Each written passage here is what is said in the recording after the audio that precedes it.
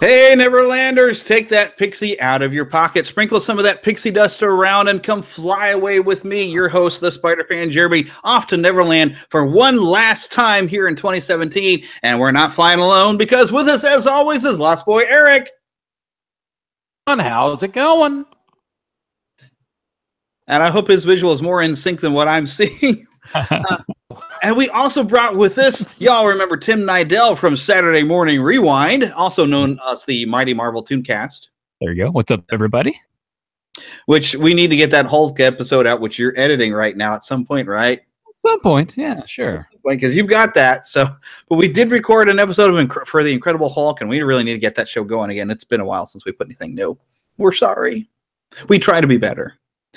But we're, of course, going to go through as much stuff as we can possibly remember from the year 2017, not just Disney stuff either, just anything kind of mostly family-friendly, geek-savvy, movies, video games, television. So I tried to list as much stuff as I could, but if we think of something along the way, we're going to just throw it in there. This could go on for 2 hours. This could go on for 3 hours. We could be here all night. We don't care, right?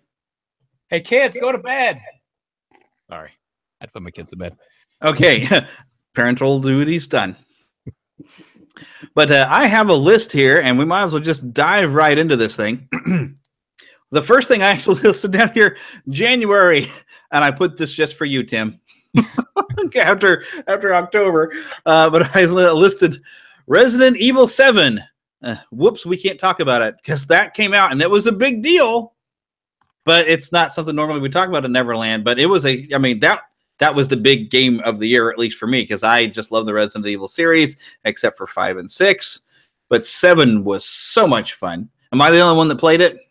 Probably. I love the Resident Evil game, but I haven't played anything since 5, I think. Well, because 5 was so bad it got me there, or I haven't played anything since 2. Wow, okay. But it was a big deal when it launched. It's the first time they've gone with the first-person perspective, kind of changed the series. It's we can't give it the full Neverland endorsement because there's some language, there's some horror-level type violence in there. But it really changed the things for people who are fans of that series and video games. So I figured we really had to bring it up because it was a pretty big deal. There's another game coming up later that it was a big deal that we can't really talk about, but we kind of brought that up in October too. Stop bringing them up. Stop bringing them up. Oh, I forgot to replug in my I'm wearing my headphones, and yet I'm probably causing feedback. Pardon me, y'all. There we go. I hope I didn't knock my camera too far out of whack here, so y'all can still see me, right? I can see Spider-Man now better. That's all we really wanted to see anyway. I'm off to one side. Yeah, Spider-Man's climbing with the wall. I have my nice Spider-Man stocking. You actually all get to see the official Neverland Studios now. This is probably a new experience for most people viewing, unless you've seen, I did a news update here a little bit ago. We're going to try to do a little bit more here in 2018 and have a little bit more on YouTube. And since apparently just having the logo up with the podcast is a fake video, we'll try to do a few more things like this. Maybe we'll actually let you in when we record a show once in a while, kind of like we're doing now. So it's a fake video just with the logo up? Right. If it's nothing but the logo and audio, they're calling it a fake video. They will actually damage your Google Analytics and hurt your social media stuff. And Facebook is even in on this. So they will do some damage to your SEO and all kinds of stuff. And just that's something new that happened this year for 2017. So they're really watching it. YouTube has been a disaster for a lot of YouTubers, a lot of regular content creators. They've had, I forgot what they call it, like the money gate, where people who were doing the ads or whatever, trying to get revenue on their videos, YouTube changed so many things that nobody quite understands. To where it's hurt people's views. It has gotten less revenue from the ads. And so people who were starting to make a livelihood and making content on YouTube have been losing money and dropping off. Even one of my favorite channels, Glove and Boots, has stopped making videos, although they said they might come back at some time. So we're going to try to have a bigger YouTube presence, which is one of the reasons why I like, this is our second year doing this. So we'll do stuff like this. So it'll be more fun. But that was a big thing that happened in 2017 is YouTube really sticking it to people. Yeah.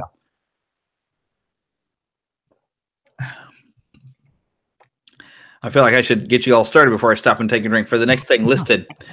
But I guess it was in January that the DCA Tower of Terror, DCA, of course, that's Disney's California Adventure, closed to make way for Guardians of the Galaxy Mission Breakout.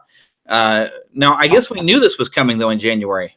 Yeah, they had already announced it. They actually had a big to-do with coming along. There were some special events that took place at nighttime for a total blackout version of the Tower of Terror. So they ended up finally closing it in early January, just after the first of the year, and just at the end of the so that they could go ahead and start the conversion process. Yeah, I was wondering if because I guess we had a D23, didn't they announce something at D23 or show us something at D23 later? Well, I guess we'll get to that later, but I didn't know when they first announced that they were going to make this change. It was last half of the year in 2016. Yeah, and a lot of people were upset. October-ish. Yeah, and especially when you. There's. The design was a little bit odd because you could still see the shape of the Hollywood Tower of Terror. It just looked like they put a bunch of pipes on it. And I was a little skeptical at the look of it at first until I kind of got a look. There was a comic book, and I think you got this as well, Eric. There was a comic book of Guardians of the Galaxy Mission Breakout that was sort of a tease and a lead up to the attraction. And I know a lot of people have pointed out that they believe that they can see, which is the Collector's Museum, background of Thor Ragnarok. Huh. I'll have to look it further. I've only seen the movie once. Ties in, and we'll to Ragnarok a little bit later too. Yeah. We keep losing a little bit of what you say there. Eric, unfortunately, has kind of a bad connection going on right now, so bear with us as we get through this. But I'm just a bad connection, period. It happens to us. Yay, there's the Mortis. All right, so from Disney, Indiana, the Mortis has arrived. Yes, I have. Only 8 minutes behind schedule. Hey, stupid Google. Yeah, exactly. Were you able to see our document list? I saw it before it was filled out. Does that count?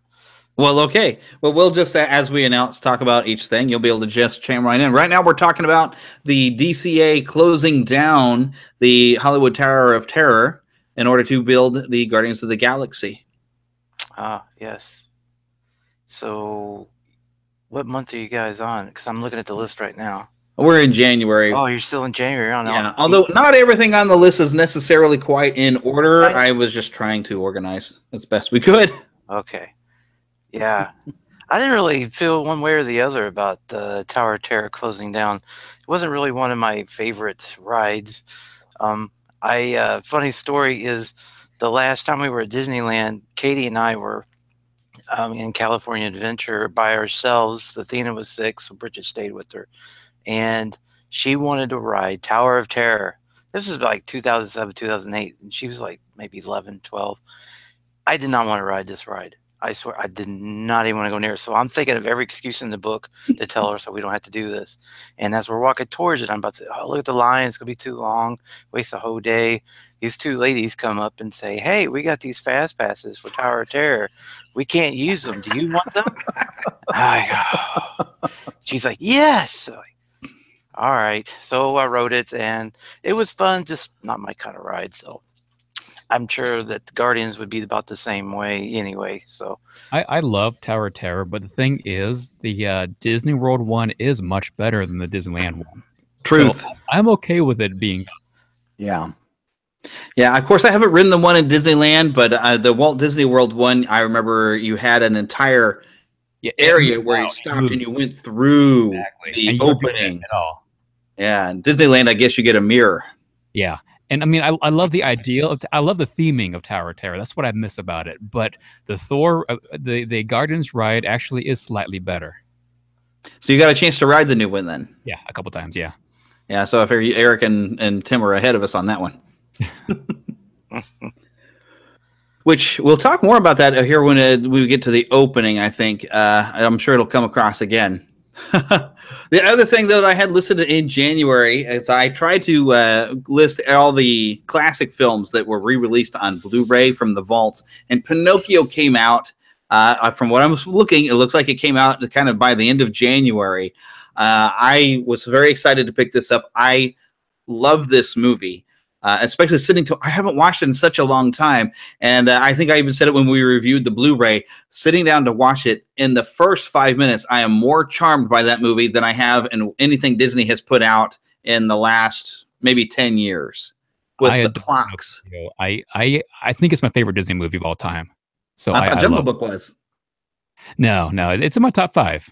But yeah, Pinocchio's number 1. Oh yeah, I love it. So did anybody else pick this up? I can't remember. Picked it up. I'm still rocking my Pinocchio DVD from 1999. Wow. Yeah, so this is, I guess 2017, or was it 2016? It was the year I really started stepping up and doing more of digital movies, where when I buy something, I'll get the Blu-ray DVD and digital copy, because I can then unlock it, get my rewards from the Disney Movie Club, and then it would go into the Disney Movies Anywhere, which has now just become Movies Anywhere, to where it's combined with a lot more other companies. And that's all connected to my Vudu account, which I can pull right up on my Google Fiber box, so I can watch all my movies. I never have to get up and grab a movie anymore. So I'm getting a little spoiled. Yeah, I've talked to my people, and we've come to the conclusion that we did buy Pinocchio in January. So. Your people. We do have it. It's here. Okay, now I got something on the list. Yeah. My lawyers. Yeah, that's pretty much what you say when you're the only man left in the house. Left, and there's never been anybody but me. Women. That can have its benefits too, you know. Because, you know, your daughters are, I'm sure, just a light of your life and more fun sometimes than your wife, because your wife gets mad at you. Your daughters just have to deal with you because you're dad. Oh, don't believe they get mad at me too. So I get it from all sides. Alrighty, but the next thing I have on my list, I don't know if this actually happened in about this time, but this is when I'm going to remember it. But we had the announcement of a Netflix series of The Dark Crystal, which has recently actually they finally began filming.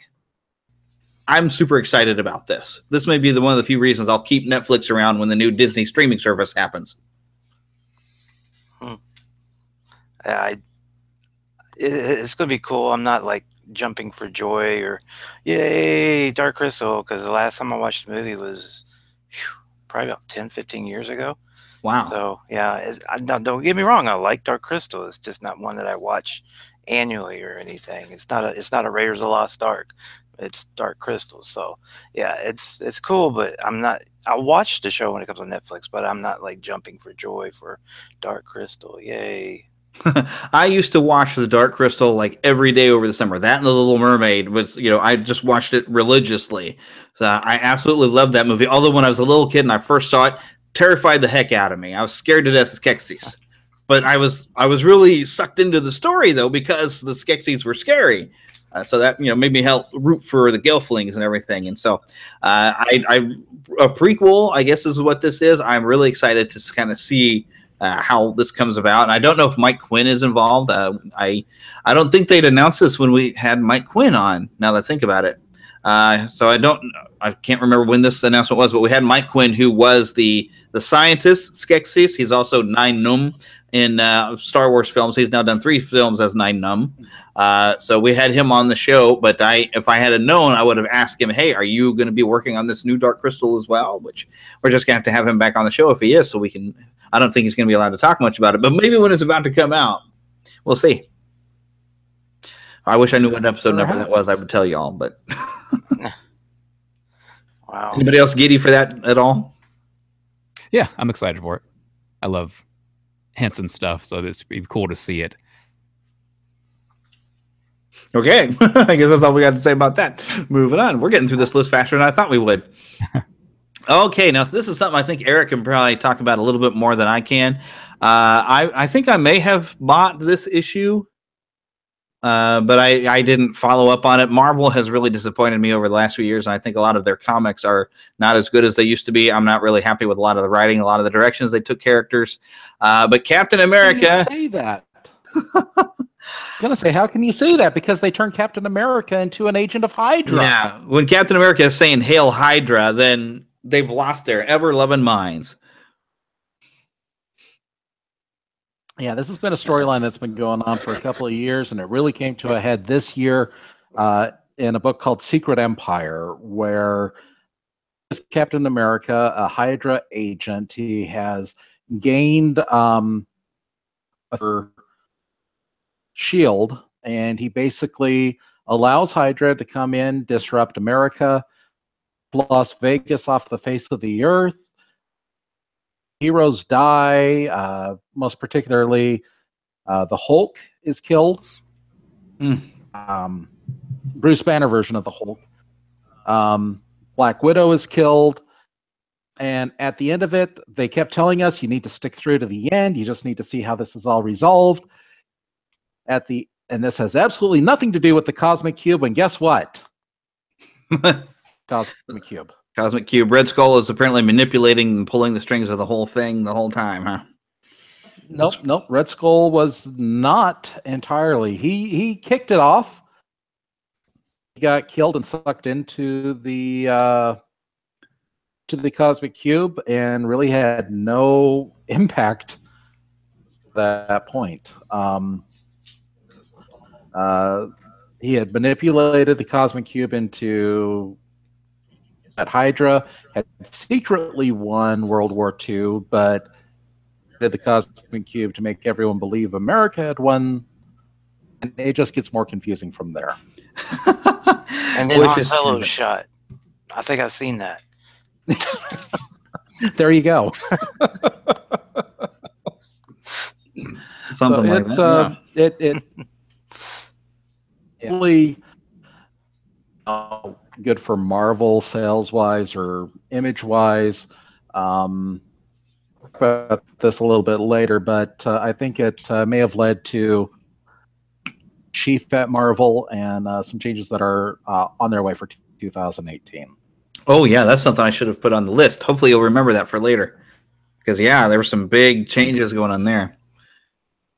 But unfortunately, Dan Slott's still writing Spider-Man, so I'm still not buying any. Although there was some longer. Well, that's good. Yeah, because somebody's got to repair the damage he did. But they did have some Spider-Man books I did enjoy this year. They had the it was an alternate world that had Mary Jane and a daughter. And I forgot what it was called now. Oh yeah. I'm sorry, it didn't come through. I couldn't hear you. Oh, it's called Renew Your Vows. Renew Your Vows. For the first dozen or issues or so, it was about Peter, Mary Jane being able to tap into Peter's powers using a device created by a character named the Regent, and their daughter her powers. And it was a lot along the lines of, okay, how are Peter and Mary Jane going to raise daughter, especially when she knows that she can sneak out and she can, use her powers, and comes through and has to save them. They've actually taken a jump in time in the last couple of issues where they've moved ahead about 8 years. Wow. So rather than a 10-year-old daughter, now they're dealing with a 16-year-old daughter.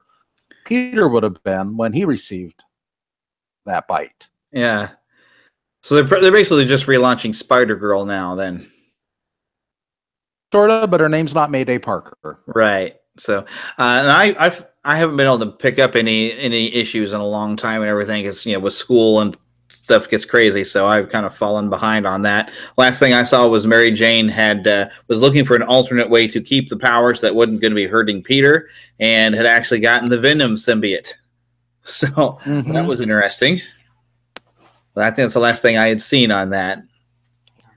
So the other interesting thing that I did see when Marvel was trying to reboot and bring back some of the classics and doing this legacy thing, the only interesting thing I saw on the one issue was that Wolverine is somehow back from his containment in the adamantium cage or mess that he was in. And as Tim and I like to say, the only reason we can come up with is because Wolverine.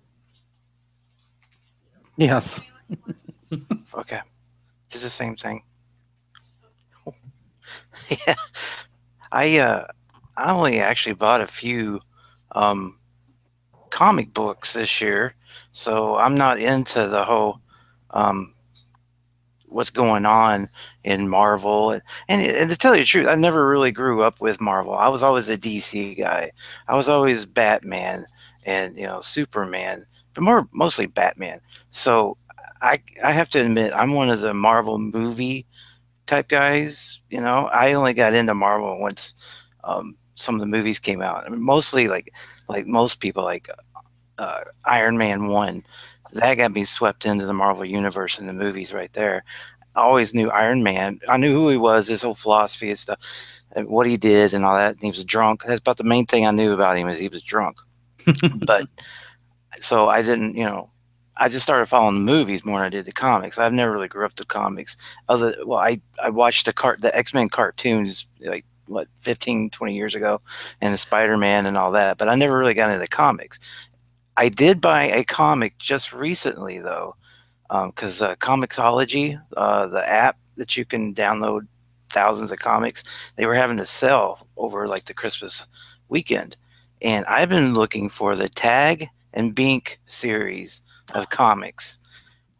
Yeah, see, he knows what I'm talking about. I could not find them anywhere at hard copy. So I went ahead and bought them, the video, or not video, but the digital version of Tag and Bink. So I am looking forward to this weekend off, or I've been off since last Friday, and I'm going to read these things this weekend. I am so excited. I think it's got like 4 or 5 of the comics into one, so it's like 90 pages. And if you don't know what Tag and Bink is, definitely look it up. In a nutshell, it's a comedy type Star Wars comic book where these two rebels who wanted to survive and not die for the cause put stormtrooper outfits on, and then the hijinks commence. They're in like the background all the way through all the different movies. So some scenes in the movies are because of them and their oops, type stuff. But yeah, I've been dying to read these things. So Eric knows what I'm talking about. I think I need to read these too. And let me tell you, you're definitely going to want to know who Tag and Bink are before Memorial Weekend. Oh yeah, Han Solo. Yes, which we're coming to that here later in the episode. Yeah. So to be continued on that. To be continued. Yes. Tim, you read anything good this year? I haven't bought a comic since maybe 1999. Okay, then. Well, moving on. Those are the ones that we can't talk about on this show. Yeah, that was kind of a long time ago. I love comics. Okay, I just don't have time. I just don't have time anymore for anything. So I haven't, in my adult life, I haven't had a chance to pick one up.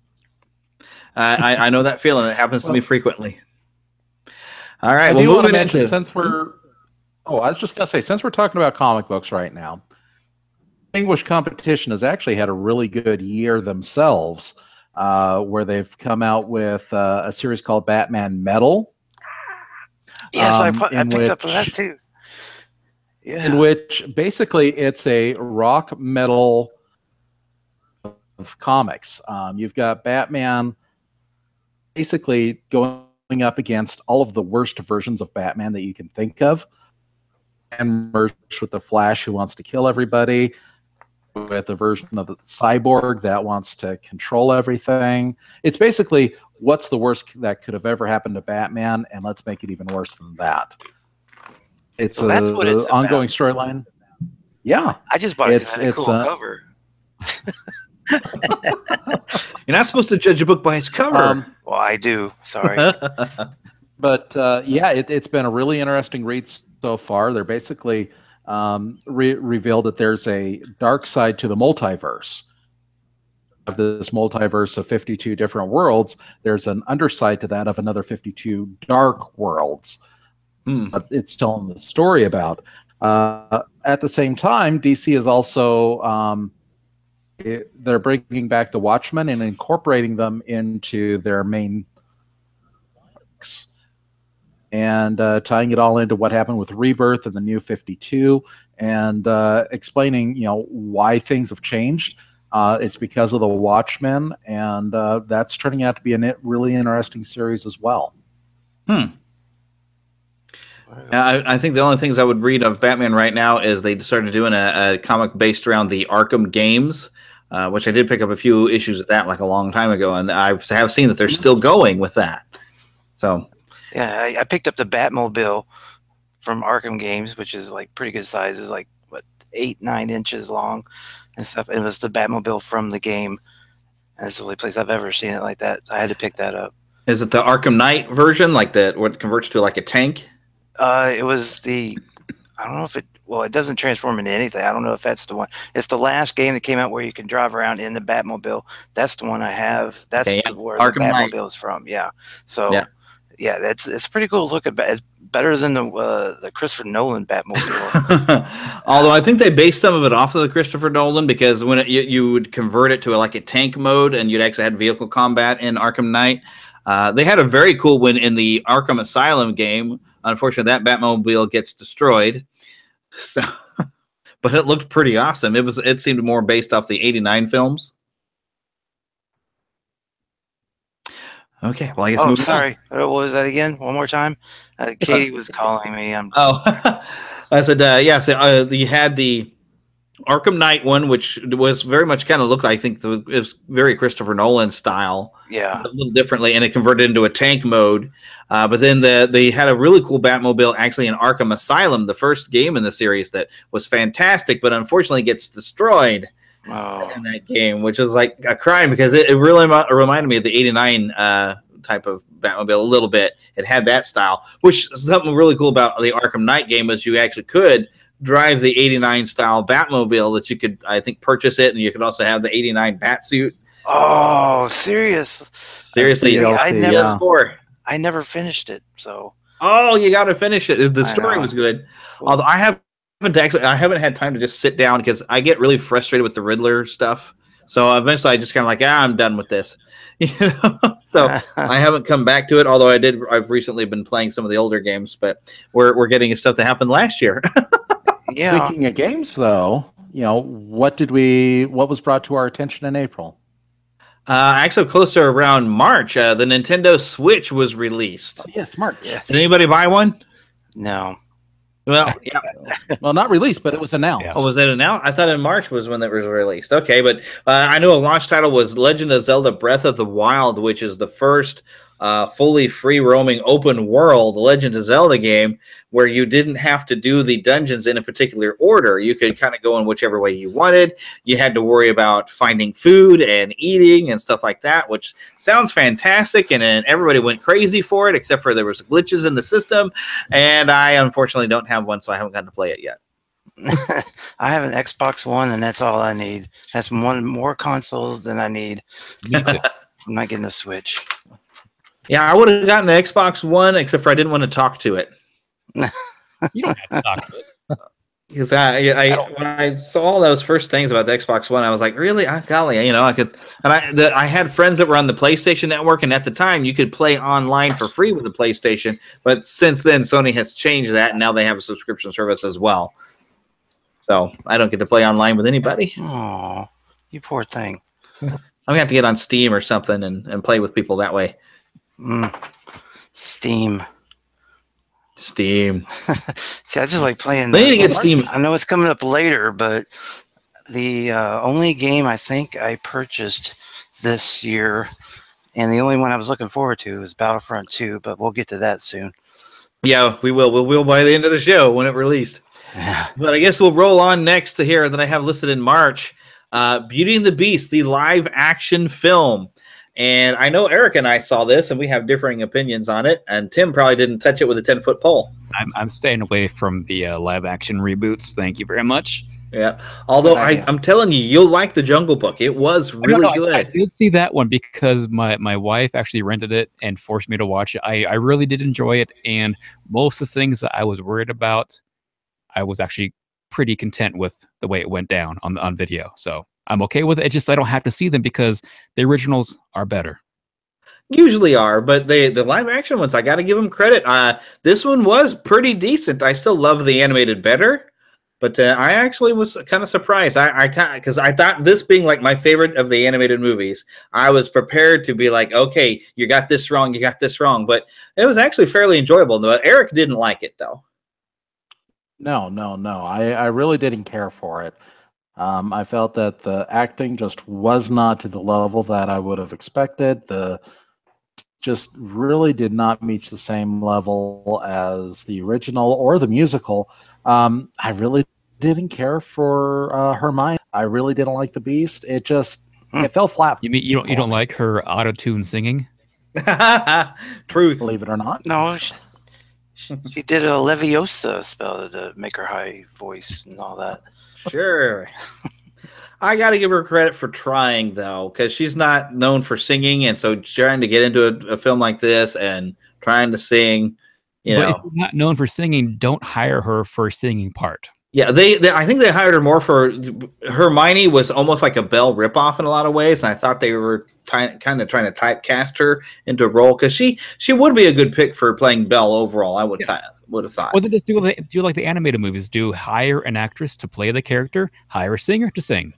There you go. Have somebody fake her voice in over top, kind of like Singing in the Rain. Exactly. There you go. Which, speaking of which, I guess, that's somebody who died, though, in 2016. Yeah, that was 2016, I think. Yeah.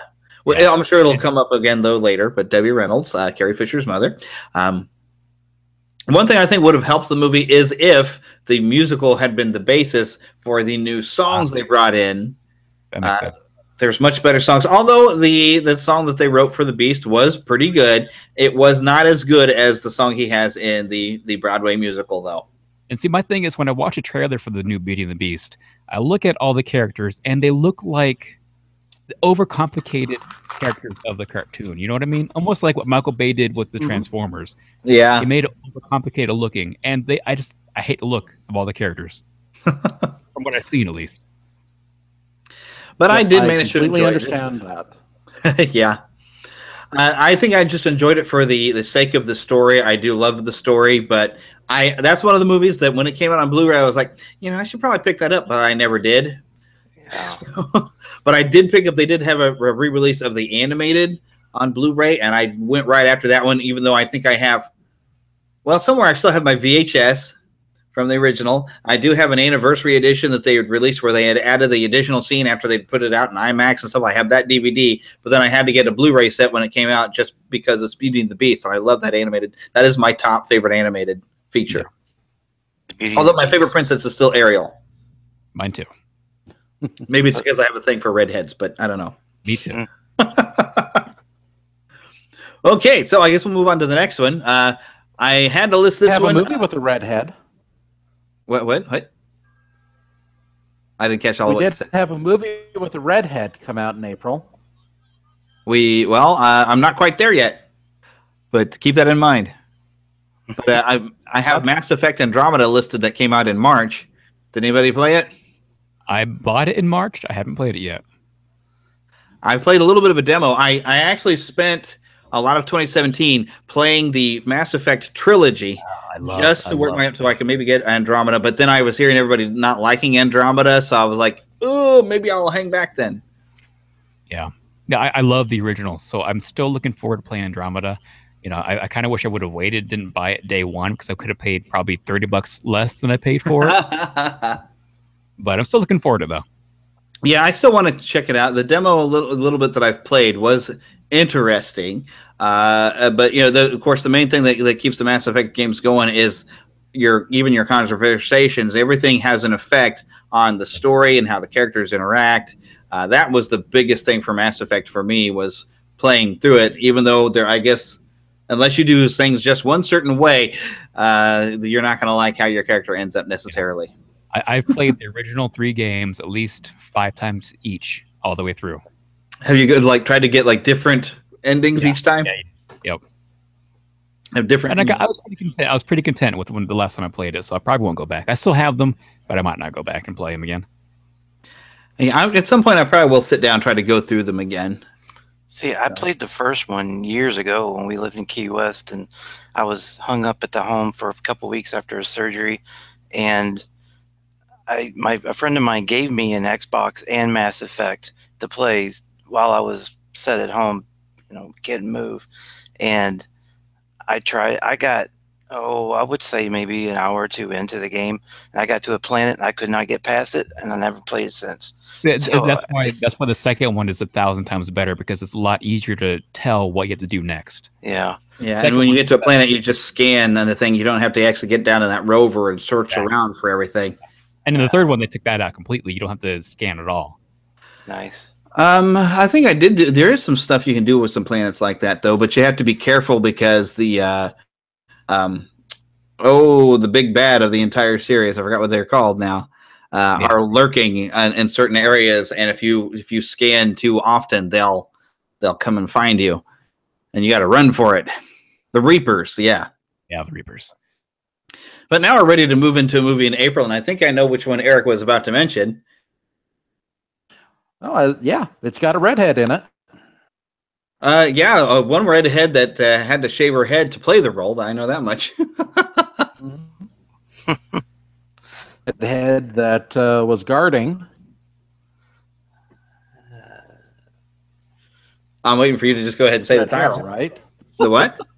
Guardians of the Galaxy 2. Yeah. Yeah. Volume 2. Oh. To be specific. Clever segues. Yeah, I was giving you a chance there. Because, I guess Gamora's hair I thought her hair was more of a purple. But I guess it is a red. I have to think back now. Because I guess when you're thinking of redhead, you are thinking of Gamora, right? Mm-hmm. Yeah, I enjoyed this movie. I really liked it a lot. It picked up, left off. Introduced Kurt. Not Kirk Douglas. Kurt Russell. Thanks. As Ego. Right. Yeah, that was a good choice. I liked him as Ego. Yeah, he did pretty good. He is what I think of when I try to think of Chris Pratt's dad. You know what I mean? The personality, the looks, and perfectly. Completely. He was great. I remember hearing when he was cast for that part, he was going to be the dad. I was psyched for it. Although I had heard they were going to make some changes in who Star-Lord's father was, because normally his father's not a planet. His father's like an emperor who is still a jerk. But having his father be Ego the Living Planet, I think some of the hardcore fans were upset by that because it was a change from the regular comic books. But for those of us who've only just familiar with the movies, works just fine for me. I thought I had a great time both times I saw the movie. The soundtrack is pretty awesome too. Not as good as I think as maybe the songs on the first round soundtrack. Although this one, I love the integration of the songs into the movie that actually, like the song Brandy actually meant something in the story. Mm-hmm. And of course the little Guardians Inferno with even the video that they released on YouTube, which is also on the Blu-ray. I love it when David Hasselhoff shows up. Yeah, I have to admit the soundtrack to the first one was a lot better.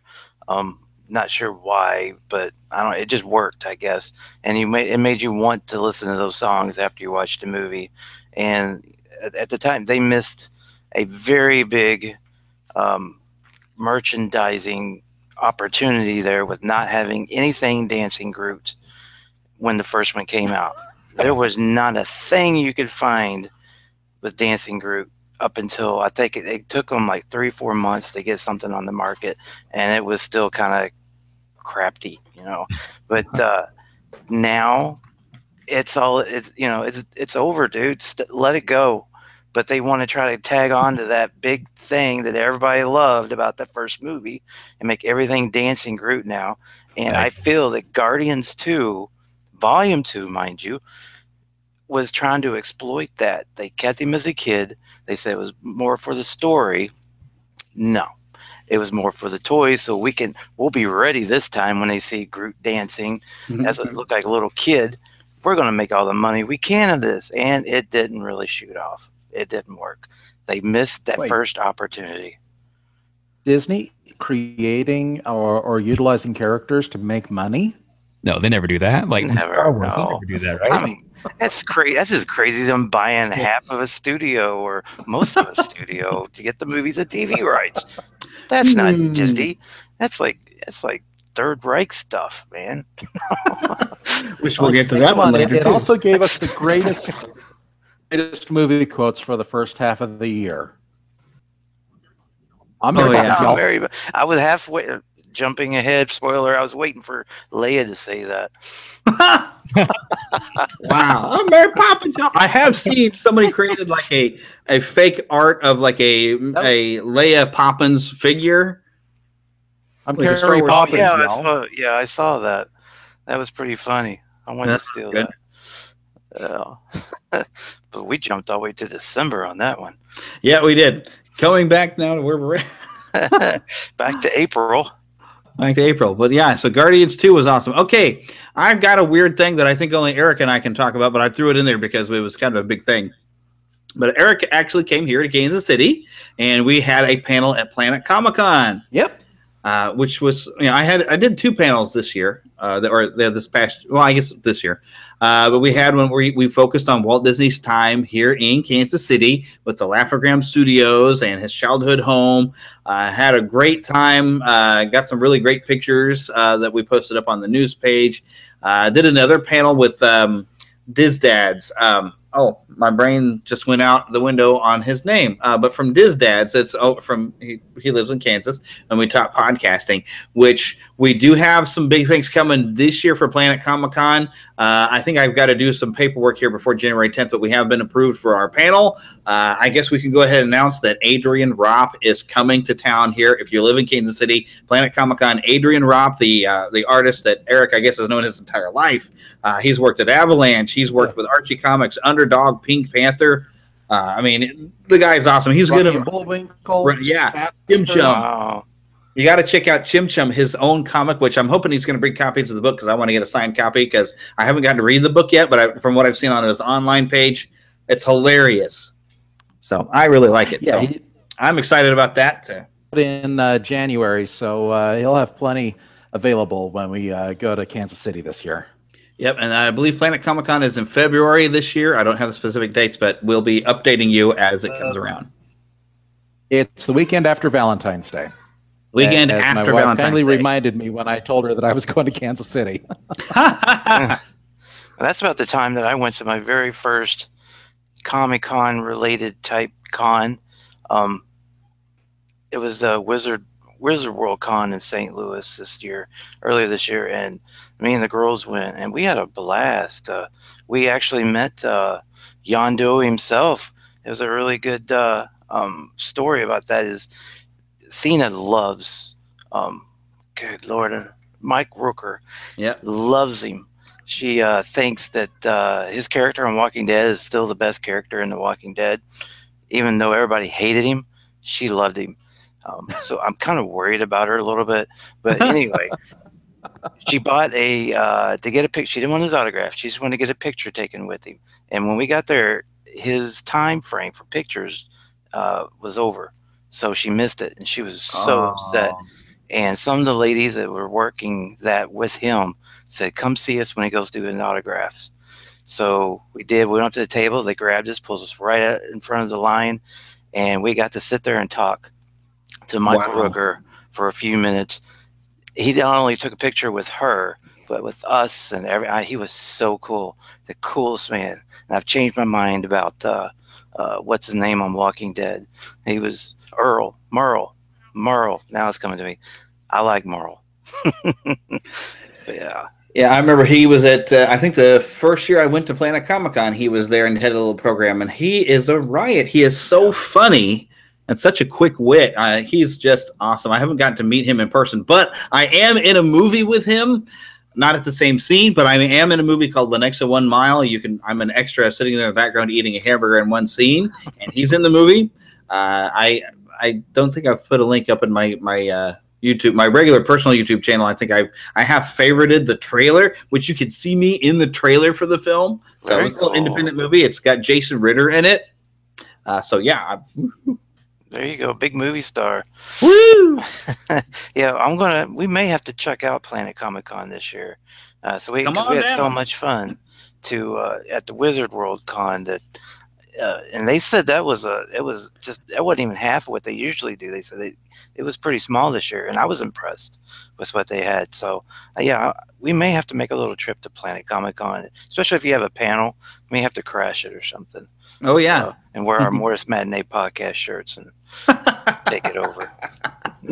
Which I guess I must have already finished my Marceline film, because I guess we showed it at Planet Comic Con this year. Because I guess Planet Comic Con was April, but I actually now this year made 2 documentaries on Walt Disney that I've done for university, which are both up on YouTube and everything, and I've gotten pretty good reviews on both of them. So very nice. But yeah, I think I may try to show the next one. Maybe one of the conventions this year. Maybe I think it's too late to probably do any further panels than the Adrian Raup one. But at some point, maybe the second film, I'll try to see if we can get that shown as part of a thing. Maybe at Kansas City Comic Con we need to have Kay Mallins and Peter Whitehead come down from the museum again. That might be fun. I haven't worked out some details for Kansas City Comic Con, but we'll do something. There you go. Well, I did see that Jim Cummings will be there this year. At Kansas City Comic Con? Planet Comic Con. Oh, at Planet Comic Con? Okay, well, I'm set. I'm totally awesome. Okay, so I will see if I can talk to him a little bit while we're there. That'll be awesome. So that's on my to-do list. Alrighty. Cool. Speaking of conventions, April is also when Star Wars Celebration happened, which I have never gotten to attend. I don't think I'll ever be able to attend because it's so crowded. I don't know if I'd get a chance to actually do anything while I was there. But I like watching it stream on YouTube. So I'll just sit around and watch the live stream. And yeah, that's what I did. I watched it all on YouTube, saved a couple $1,000s, and just watched it live on video. Yeah. And I bought I can't remember who did. I don't know I think it was Loot Crate who did a Star Wars Celebration mystery box or whatever, and you're supposed to get all these items that are expensive that you can only get at the con, and I'm never going to do that again. The only thing I liked that I got was the medallion from episode 4, which was the medal, that was a the lanyard. The lanyard was the medal from episode 4. So that was about the best. Yeah, so the Chewie. Exactly. Yeah. Well, he didn't get a hug either, so or a porg at this time. Yeah. Poor Chewie. Poor Chewie. I love the fact though that they kicked it off with a retrospective on the anniversary, and they looked at the original trilogy. They brought out Kathleen Kennedy and George Lucas to talk about it. Harrison Ford was there, which is that never happens. No. Yeah. And I already know why he was at all these things and was so happy, because he knew what was going to happen in the movie, and he would never have to be called to do it again. Mm-hmm. That's why he was so happy. He never wanted to come back, but they said, "Well, we're going to kill him off this time." I'm there, so I'll never have to do it again. Yeah, that's the only reason why you saw Harrison Ford happy about Star Wars. Yeah, and plus I think he wanted to be there for trying to remember Carrie Fisher, because they did a tribute for Carrie Fisher. John Williams had a little concert. Yeah, that was nice. They mainly, I think, had a talk there with Mark Hamill about that. Of course, I think that's also about the time that she had a book that came out, which kind of revealed that Carrie Fisher and Harrison Ford had a little something going on while filming the first movie. You want to correct that crap. Mm-hmm. Never mind the fact that he was married at the time, and yeah. This was also when they showed that first teaser. Yes, first teaser for The Last Jedi, which really it didn't tell us anything much at all. No. I think, I know less now than I did when I first saw this trailer. Yeah, I think, is this the first time we heard it's time for the Jedi to end? No. Yes. No. Was it? No? Yeah. I think it may happen. I thought that was like maybe the second trailer. Yeah, that might have been the second trailer. That original tease, I don't know that they really showed a whole lot. I think though that teaser, that first one, now that I'm thinking, is that the one that they actually, or was it? No, I think it was. There was a teaser for at D23 for Avengers: Infinity War that never quite made it online. Anytime somebody had posted it where they tried to film it, it was pulled really quick. So somebody tried to release something, but I don't know. This one might not have made it online. That first tease, I don't know. No, it was on. Teaser was shown online. Yeah. So I watched it like 5 times at work. Yeah. Yeah, I can't remember if that's when we first heard it was time for the Jedi to end or not, because I know they were really light on it. I don't remember any talking in the first one, really. Yeah, maybe, golly, I should have went back and rewatched it. There's one where we saw her hand. Yeah, and the rocks floated. Yeah, and then Kylo, or that wasn't the one where he asked what you see. I think that was more the third, fourth one.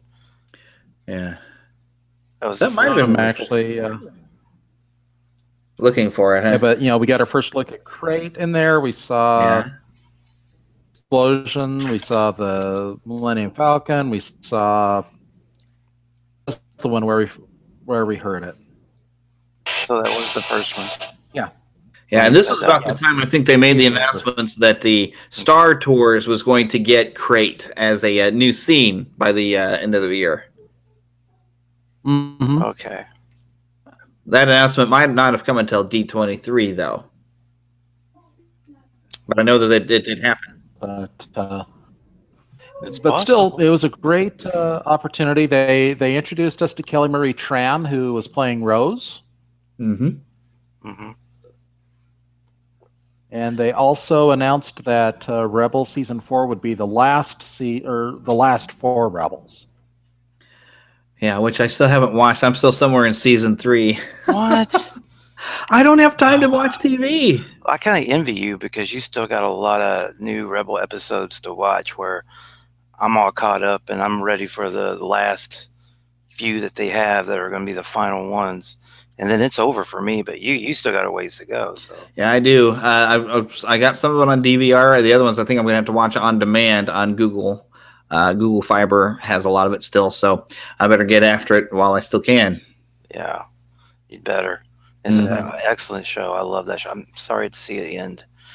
But at least they're getting to end it on their own terms and finish the story. Yeah.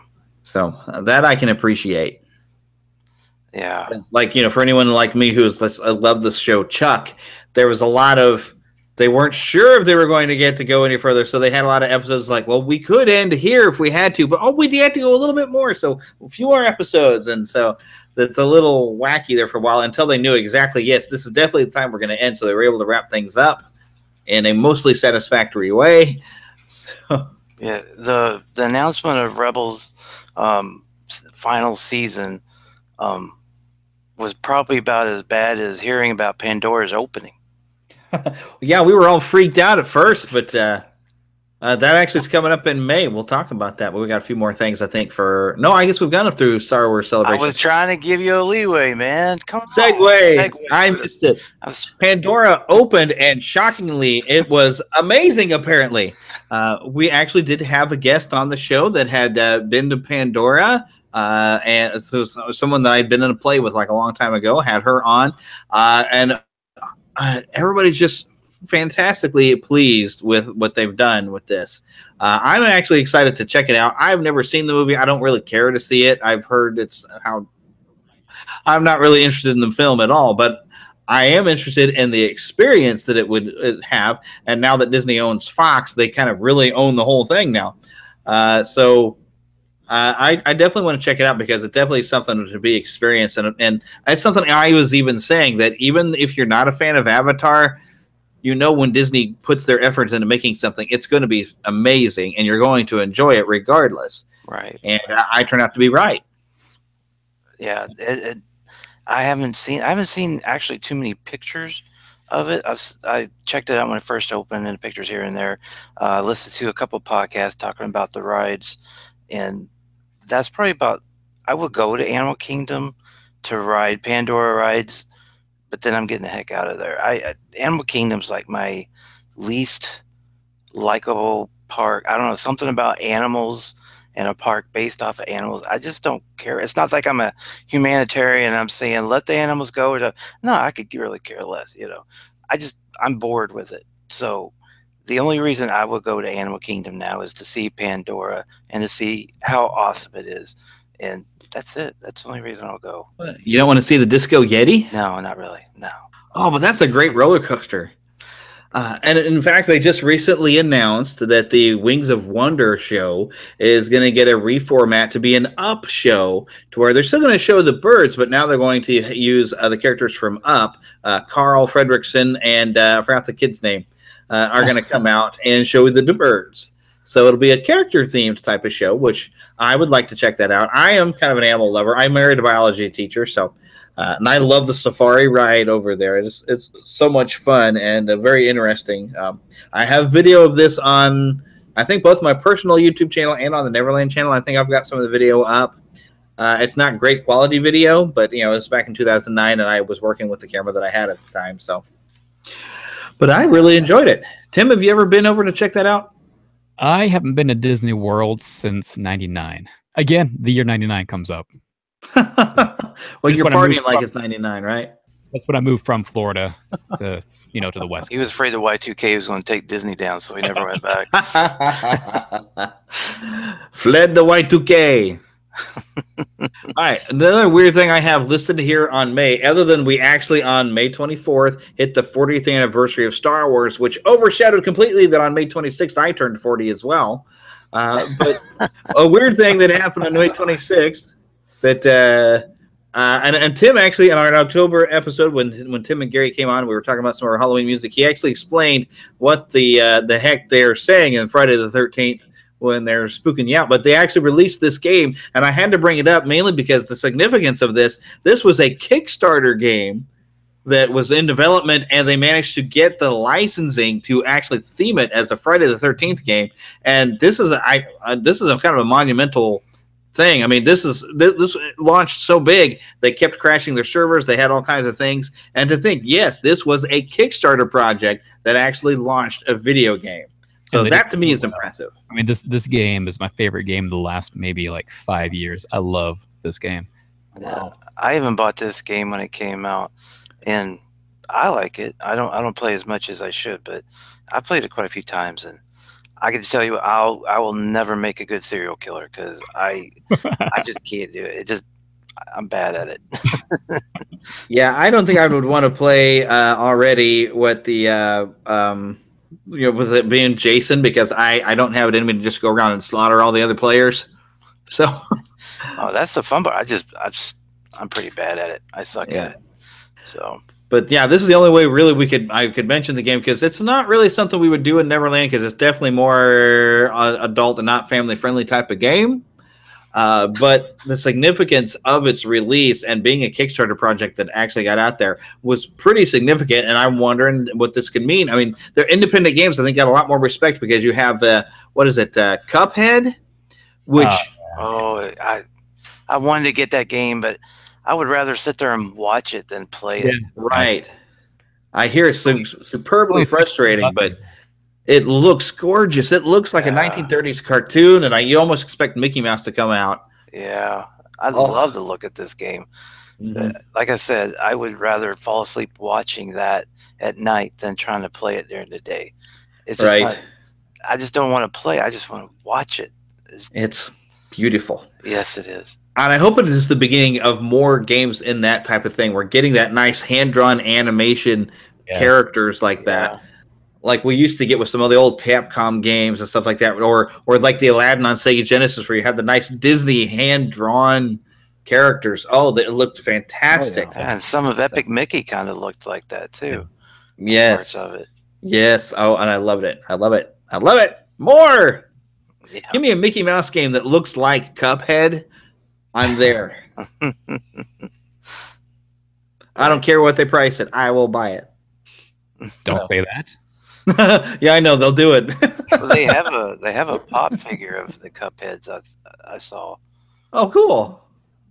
There's a pop figure for everything. I think my mom has a pop figure. They actually did make one of James Gunn. I remember he tweeted it out. They made it like a limited edition James Gunn figure. So. Oh my gosh. For anyone who doesn't know, James Gunn is the one who's been writing, directing those Guardians of the Galaxy's film. So, Yeah, I wonder if there's any pops for Tooncast. the Mighty Marvel Tooncast needs. Well, the Neverland podcast needs some pop figures too. So that would actually be an awesome idea to be able to design a figure or have yourself turn into a figure, and you pay some extra money for like a custom, pop figure of yourself to get made. Yeah. I would totally do that. That would be awesome. That would be the thing. That would be like what you do at Disney World. Yeah. I have this. I don't know if you guys can see this of myself. It's kind of a looking thing. How'd you get that made? It's a website from like 5 years ago that I found. I totally forget what it was called though. And it wasn't bad. I think it was like $25 or something like that. That's not bad at all. We'll see if I can get a mass Go to What's that? Yeah, if you could get those mass produced to be able to sell them, that would be awesome. The ears are actually a Barbie Mickey Mouse ears from the 80s that my wife had. I put that on myself. Oh, that's funny. Yeah, I'd love to get myself as a stormtrooper like they did years ago at Disney World. Yeah, that would have been cool. Or the Carbonite. You get yourself in Carbonite. Either one of those would have been cool. Well, if you don't know, Funko actually has a brick and mortar store in Seattle that you can go to, and you can, from what I understand, create your own pop vinyl. Cool. Really? Now, if only I lived in Seattle. Yeah, I used to live near it, but not anymore. Well, speaking of the Mighty Marvel Tooncast, we got it relaunched in June, where I had to fix the feed. And so I released all the episodes actually in the main Neverland podcast feed. So that was a significant thing in June because we finally got it going. We're just not consistent in putting out episodes. So I'm blaming Tim because he's got a hold of that Hulk episode. Well, when you have 3 kids, a full-time job. Sure. Blame the kids. No, when you have a podcast, you have to put episodes out regularly. Yeah, Mortis Matinee. When was the last episode of that? You have a podcast? I do have a show to upload. I just haven't edited it yet. So okay. That's kind of where we're at too. We recorded a pretty cool Hulk episode. It's just not edited and out yet. So yeah. And then eventually, hopefully, we'll get a chance to re-record some more. So, but the Summer of Heroes began in June at the Disney parks, which also saw the opening now of the Guardians of the Galaxy Mission Breakout. Right. Which went gangbusters. People went mad for this. Yeah, it had when I was there, it was like a 3-hour wait. Jeez. And the fast passes were pretty sold out really quickly, which luckily I was there 20 minutes before the park opened, so we were right up front just to get our fast pass. So we got on, and it's a great ride. I love it. I thought you hadn't been to a Disney park since '99. No, I haven't been to Walt Disney World. I've been to Disneyland at least twice a year. Oh, okay. All right. Yeah, because he got to go to D23 too. Yeah. Which we'll talk about that in a little bit. Yeah, Tim's had a good year. I was a fan of Tower of Terror, but I absolutely love Mission Breakout. Yeah. It's different. I mean, I miss, like I said, I miss the theming of Tower of Terror. I think it was a cooler theme on the inside and outside, but the ride itself is more fun. At least versus the Disneyland version, at least. Mm-hmm. The way that I've been able to get my kids to go on it, they never wanted to go on Tower of Terror, Mission Breakout, for that reason. It's fun. Yeah. Spooky and scary. It's fun. You've got music playing as you're going up and down. You're going in time with the music. And you're seeing all of this action going on the screens when the doors open. Beasts and you've got Rocket kicking around a little, or not Rocket. You've got Groot kicking around little aliens, and you've got Drax fighting big ones, and they bring the Milano in, and it's fun. I will ride it eventually. It's very odd to see a ride be as good. People talk so good about it based off where it's at and what it took to replace of, because Tower of Terror was a ride where they built a building around to make that ride possible, where The Guardians is they had to take the building and they had to make a ride based off of how the building was. So they were kind of limited on the story wise to do that. And now if they had it where they could build it from scratch, then it may have been even 10 times better. But kudos for the engineers and the Imagineers who were able to accomplish making a ride based off a building that they were trying to put it inside. And they did it in a matter of months too. Yeah. That's crazy. That is just totally crazy. Of course, you got to figure most of it, projection and stuff too. Yeah. Right. So, yeah, and when we get to D23, I think that's when they did announce that the Guardians of the Galaxy will have an experience taking the place of the Universe of Energy, where that is now shut down. But a new Guardians of the Galaxy experience, where it's going to be kind of an in space and somewhat educational about space travel. And they've even connected to where Star-Lord, as a child, visited Epcot, and it was his favorite park. Help us. Yeah, from what I hear, it's going to involve a roller coaster. So, roller coaster. Let's go for it. Oh yeah. Yeah, Disney hadn't had a lot of those. It closed down a lot. So why not do another one? So the Summer of Heroes, though, had a Yeti inside of it. Yeah. Or a great purple dragon.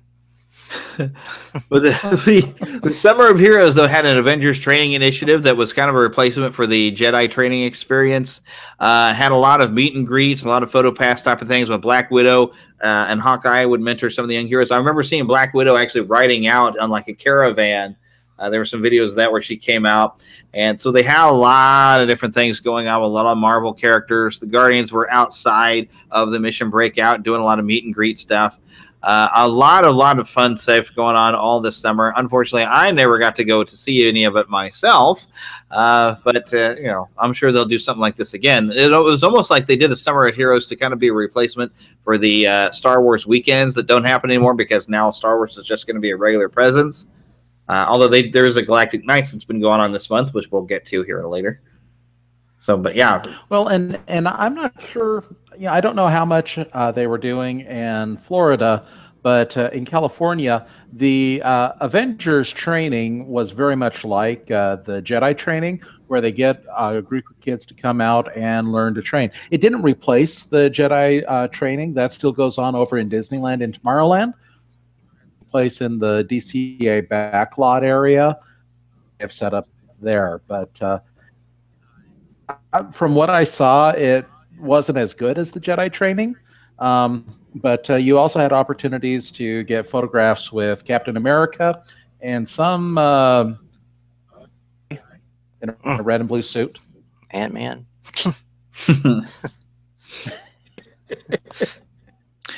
Well, the next thing I have listed here is the Entertainment Weekly released photos taken from the set of the upcoming Emily Blunt as Mary Poppins and Mary Poppins Returns, which, if that was already frightening enough that they're trying to make a sequel to Mary Poppins, having Meryl Streep in it knocks me right out. I have been against Meryl Streep ever since she ran her mouth on Walt Disney like a year or so ago, saying a lot of falsehoods, which unfortunately a lot of people believe these myths, which Jim Korkis actually has recently released a book dispelling a lot of the stupid myths that say that he was an anti-Semite racist who hated women and all kinds of stuff. But Meryl Streep, I think, said too much, and I get sick looking at her. I can't believe she's still allowed to be in Disney films after saying all this stuff about Walt. I'm sorry, I can't. If you put her in a movie, I'm not going to go. Yeah. So especially Mary Poppins, I love the original. I'm afraid of what you could mess up trying to make a sequel. Yeah, I don't see why they even have to remake Mary Poppins. There's a lot of movies that they try to remake that I don't see why they need to. Like, well, it's not a remake; it's a sequel. It's supposed to be back to the kids. Yeah. Yeah. Sometimes you make a movie so perfect that you really shouldn't make a sequel or anything like that. You should just leave it well enough alone. Yeah, they need to take the lesson from Back to the Future. They could have made so much more money to keep it going after the third, but so far they've left it alone. So far, yep. It's because Zemeckis has said that he's not going to allow another one until he's dead. So right. When you make it perfect, thank goodness we've got a Back to the Future comic book series to expand on it. Yeah. And don't forget the cartoons. Right. Can't we? And we'll see what happens when Bill and Ted finally make that return, because that was announced this year, I guess, too. I'm excited for that. I'm super excited for that one. Yeah, that could actually be fun. I'd like to see them try to do that again. Yeah. Especially now, since Keanu Reeves wants us to take him seriously with all the movies he's done since then. He's got to go back into Ted mode. Well, has anyone seen this meme going around with Keanu Reeves' face? Yeah. Is it real? I mean, it doesn't look. It looks like the same picture. Just about, but you can tell there's a few slight differences. Huh. Yeah, but he does look. Adam Driver does look like him a little bit. If you look at it, yeah, he does. I have to admit, I was surprised. I don't think it's a big deal. I mean, people say I look like Bruce Willis, but I don't say that. I don't see it either. Or thing that's been going the rounds is people are saying that Stan, who plays Bucky, the Winter Soldier, looks a lot like Mark Hamill did. Yeah, I've heard that too, but I don't see it. I don't see that at all either. I just can't see it. Maybe after his car wreck or something, maybe. But yeah. I keep wanting to think his name is Sebastian Shaw. That's what his name is. No. Sebastian Shaw was the played Darth Vader in Return of the Jedi. I'm pretty sure his name is Sebastian. Oh, dang it! Now we got to look it up. And this is what it looks like when I'm going on Google, and I actually just typed the word Google in my search engine. Oh my goodness! Sebastian Stan. Yep. Right. I was right. Yeah, Sebastian Stan. Sebastian Shaw. Well, I was thinking Star Wars. There you go. There you go. Can't go wrong there. There you go. Mistakes about Star Wars in this world. Yeah. Yeah.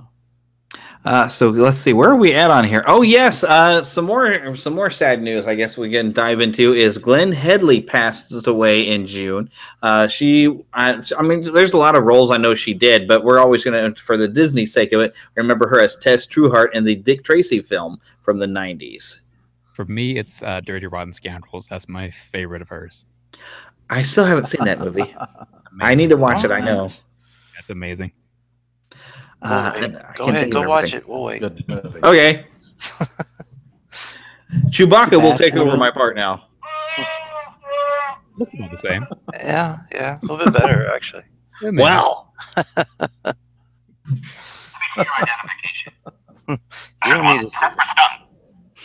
You don't need to see my identification. Go about your business. Look, sir, Joy. Oh, he doesn't say move along, unfortunately. You will reveal the next Spider-Man shall we move along? Yeah, let's move along. So, yes, the E3 happened, and the only thing I know that happened at E3 was they did a reveal of the PlayStation exclusive Spider-Man game. And I gotta say, story-wise, I'm not sure about it, but the gameplay really looks awesome. So, story, I don't know what to expect because they consulted Dan Slott a little too much. Yeah, I didn't get to. Looking forward to it. Yeah, I'm going to play the heck out of the thing. I guarantee it. Just because the gameplay looks great. And even if the story is terrible, I'm sure the game is going to be fun. What, the story for a Spider-Man game be bad? Yeah, is that a thing? See, what I was perfectly sold on it because it's supposed to be an alternate reality, an alternate universe. They've redesigned to give him a different suit that actually looks kind of cool, and it is a Spider-Man who's like early 20s. He's been Spider-Man for a while since he was a teenager, and I was all on board. But then I watched some video where they were talking about it, and Dan Slott was in that video a lot talking about his influence. And the only influence I've seen is Mr. Negative, which is actually an interesting villain. But he seems to be the big bad of the game. I'm hoping this will be like other Spider-Man games where you get multiple villains that you can fight with throughout the course of the game. But that, I don't know, having Dan Slott's involvement always makes me cringe a little bit. But the gameplay looks fantastic, and I'm still going to play the heck out of this thing. Nah, not me. Good luck. Me either. Although I heard something about another Batman Arkham game that they might actually make another one, so that would be something you'd be interested in because it's Batman. Oh, yeah. Because he's Batman. He's Batman. Exactly. Because Wolverine. Just had to throw that in there. See, if you listen to the Mighty Marvel Tooncast, you're laughing at that right there. See, That's why I'm not laughing. you got to listen to the show. Tim and I are rocking the old X-Men, Spider-Man from the 90s. If you have not checked it out, Mighty Marvel Tooncast, marvel.neverlandpodcast.com. Or just I know we'd have to feed. It shows up. We'd have to skip over something, but since we're talking about Batman, Wonder Woman? us. Yes, the Wonder Woman film came out in June, and holy crap, this knocked my socks off. I think he's more talking about Adam West. Oh, well, Yes. I was following my list, because if we skip ahead, we're going to drop something and not get to it. We got to talk Wonder Woman, because holy crap, was that an awesome movie. Yeah, it was good. Yeah. I have been waiting Oh yeah. for a Wonder Woman movie since I was 5 years old. And because Yeah. Jeremy knows how much I love Wonder Woman. Oh, yes. And it's been I can't say enough good things about it. And I just wish like Linda Carter did like a cameo. Yeah, that would have been good. Probably in the second one. Yeah. Yeah. I used to spin around in my grandpa's kitchen trying to turn into Wonder Woman when I was about 6, 7 years old. I did the same thing. I used to put styrofoam cups around my wrist. And I would spin around in circles. Yeah, I got a bump on the head from a stove doing that too.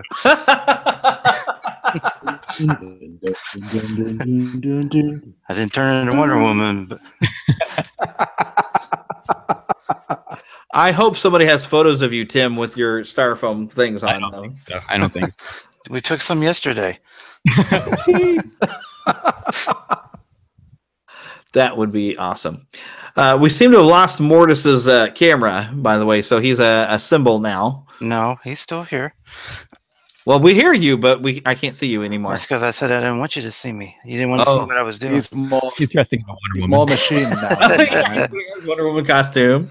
Yeah. He's spinning around, smacking his head. I can't spin in my chair. It doesn't work. Well, I can't wear my Supergirl underoos and Wonder Woman costume at the same time, people. Come on. Blasphemous. Oh my. So yeah, this was the first really, really good DC film we've had since say The Dark Knight. Yeah. Yeah. If you're not counting, well, I guess if you're counting just the DC universe. Right. Only the DC universe.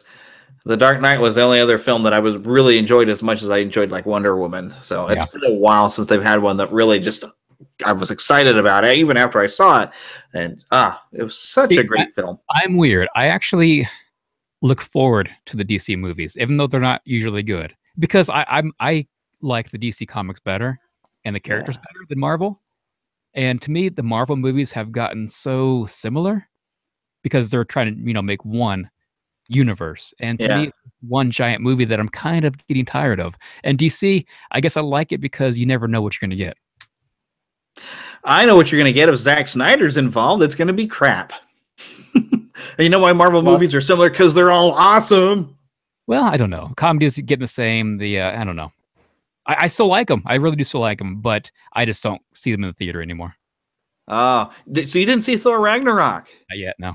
Oh, you totally got to see this one because it was very different from the other Thor movies. But we'll get into that one later. Movies, though. I like it was more of a comedy than it was an action. That's why I'm not sure if I'm going to enjoy it or not. If you've enjoyed Guardians of the Galaxy, I think you'll enjoy Thor Ragnarok. Well, I'll spoil my Star Wars review a little right now. They put too much comedy in their movies to make it look more like Guardians. To me, Star Wars felt like Guardians.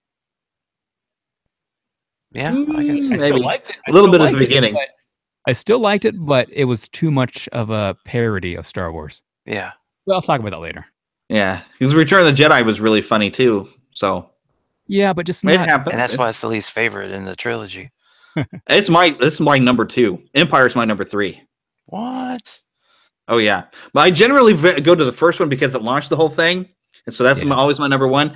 And Return of the Jedi really has the payoff from everything in Empire. Empire is such a downer, really. It's a great film, but it's such a downer, and I cannot watch it without immediately watching Return of the Jedi because it ends on such a bad note. But the nice thing is, really, Return of the Jedi gives you the full range that makes Empire awesome, where you get more of the motivations of Darth Vader, where you understand him looking for Luke was really because he did want his son back. And it's really Return of the Jedi, you start to get more of that impression. So when you watch Return of the Jedi and then come back and watch Empire, you get a whole different experience. You know what a big downer was in May? Adam West. There we go. We're back on track. Adam West passed away right after Wonder Woman was this great high note. Then suddenly DC has a big loss. Yeah. That was a big loss, too. Even though he was pretty old, I didn't see that one coming anytime soon. Yeah. As active as he was. Yeah. Yeah, and the nice thing is the last thing he got to do was record that Batman Two-Face animated DVD thing. Yeah. Which, have y'all gotten to see that? I haven't seen it yet, no. It's actually really good. Lost Boy Philip got it, and so I borrowed it from him. And it's just fun because when we were kids and even in our adult lives, we always thought it would be fun if Adam West and William Shatner had done something together at some point because they're so similar in their acting style. It would have been great. And so finally to have, in some fashion, even though you don't see them, having them voicing an animated character and having them sharing the screen in their own fashion was just a dream come true. So I really, really enjoyed it. And it was, of course, it's based around the 1966 series. As a cartoon. It's the second one they've done. Unfortunately, they won't be able to do any more, I guess. It won't be the same without Adam West, but it is really good. I highly recommend both Return to the Dark Knight and the Two-Face. I'm hiccuping on my water. Pardon me. Oh, so good. So I'm really glad they got a chance to do that before he passed away. Yeah. But too bad he didn't get to see Cars 3 before he passed. There's a segue for you. Cars 3, I actually got to have some fun this year because there was this, what do they call it? The Race of the Championship tour where they took some of the Cars characters from the Cars 3 in a truck, and they had a little scene. They were showing a scene from it inside the truck, but it was touring around, and it made a stop at Union Station in Kansas City, and I was able to attend. The funny thing is they spoiled the ending of the movie because they had the new character, I cannot think of her name, with the Dinoco paint job. Oh, no. And when I saw the movie and Cruz saw Ramirez. that she didn't have it, yeah, there you go, Cruz Ramirez.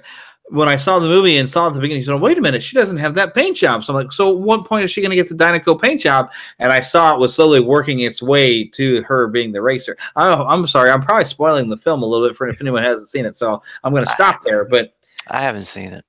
Yeah. Okay. But they spoiled the ending on the tour. But it's a good movie. I probably won't see it. So that's all You right. probably won't. You didn't like any of the Cars films? I like the first one. Second one was garbage, but Oh, the second one's I fun. heard the third one is 1,000 times better and is the true sequel to the first one. It feels like it, at least. Yeah, in a lot of ways, because it does kind of continue Lightning McQueen's story, because the second one was more of a Mater story. I hate it when Disney or any other character makes the dumb sidekick the lead role in the next movie. I hate it when they do that. I like Mater, though, but not me. I was okay with the second one. I had fun with it. It was different. Totally different. I agree. I didn't care for the second one. I think I've only watched it all the way through one time, but it was fun the first time. I don't know. Maybe a second viewing, I wouldn't like it as much, but I mean, if you enjoy Mater, I mean, I don't hate Mater, but I just hate it when they make them the main character. Yeah. kind of like Finding Dory. Didn't like that one, I bet, then either. It was good. I did enjoy it, yeah, but I didn't love as much as the first one. But I don't know. She's not as dumb as Mater, I guess. I don't know. Yeah, she just has a memory problem. Yeah. So. And she wasn't really the primary character in Finding Dory either. I mean, she was the main character, but there was more of an ensemble of main characters. Yeah, you kind of sort of look at it that way. Yeah, you had a lot of new fun characters in Finding Dory.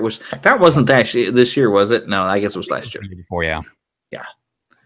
I think I just was thinking it because I think it was this year that they released a Disney Infinity set or something. I remember I was playing it this year because was this year the end of Disney Infinity? Was that this year? Yeah, last year.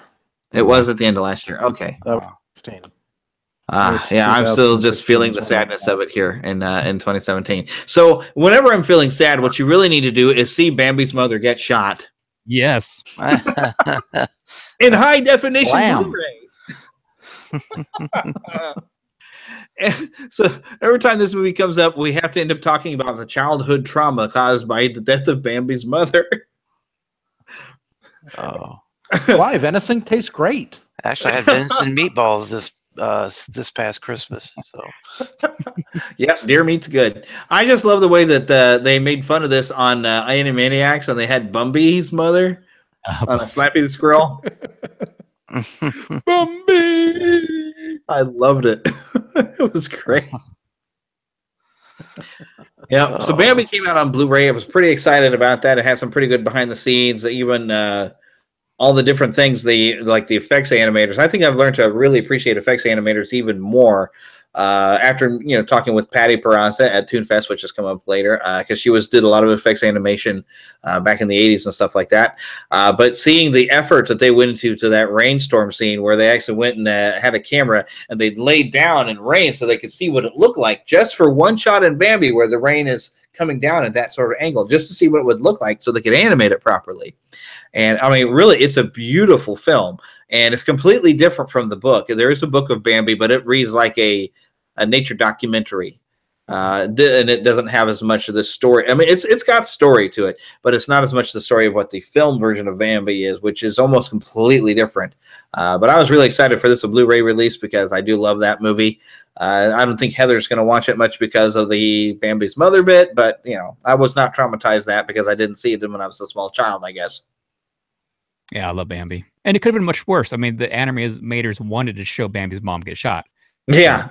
And Walt changed it to, just hearing it and seeing the birds and everything. But I love Bambi. Mm-hmm. Yeah, Walt was very smart in this. A very Hitchcockian move is like let your mind fill it in. It could be more dramatic than what you actually see, which even worked in the Jaws film. Yeah. So what you don't see can be big.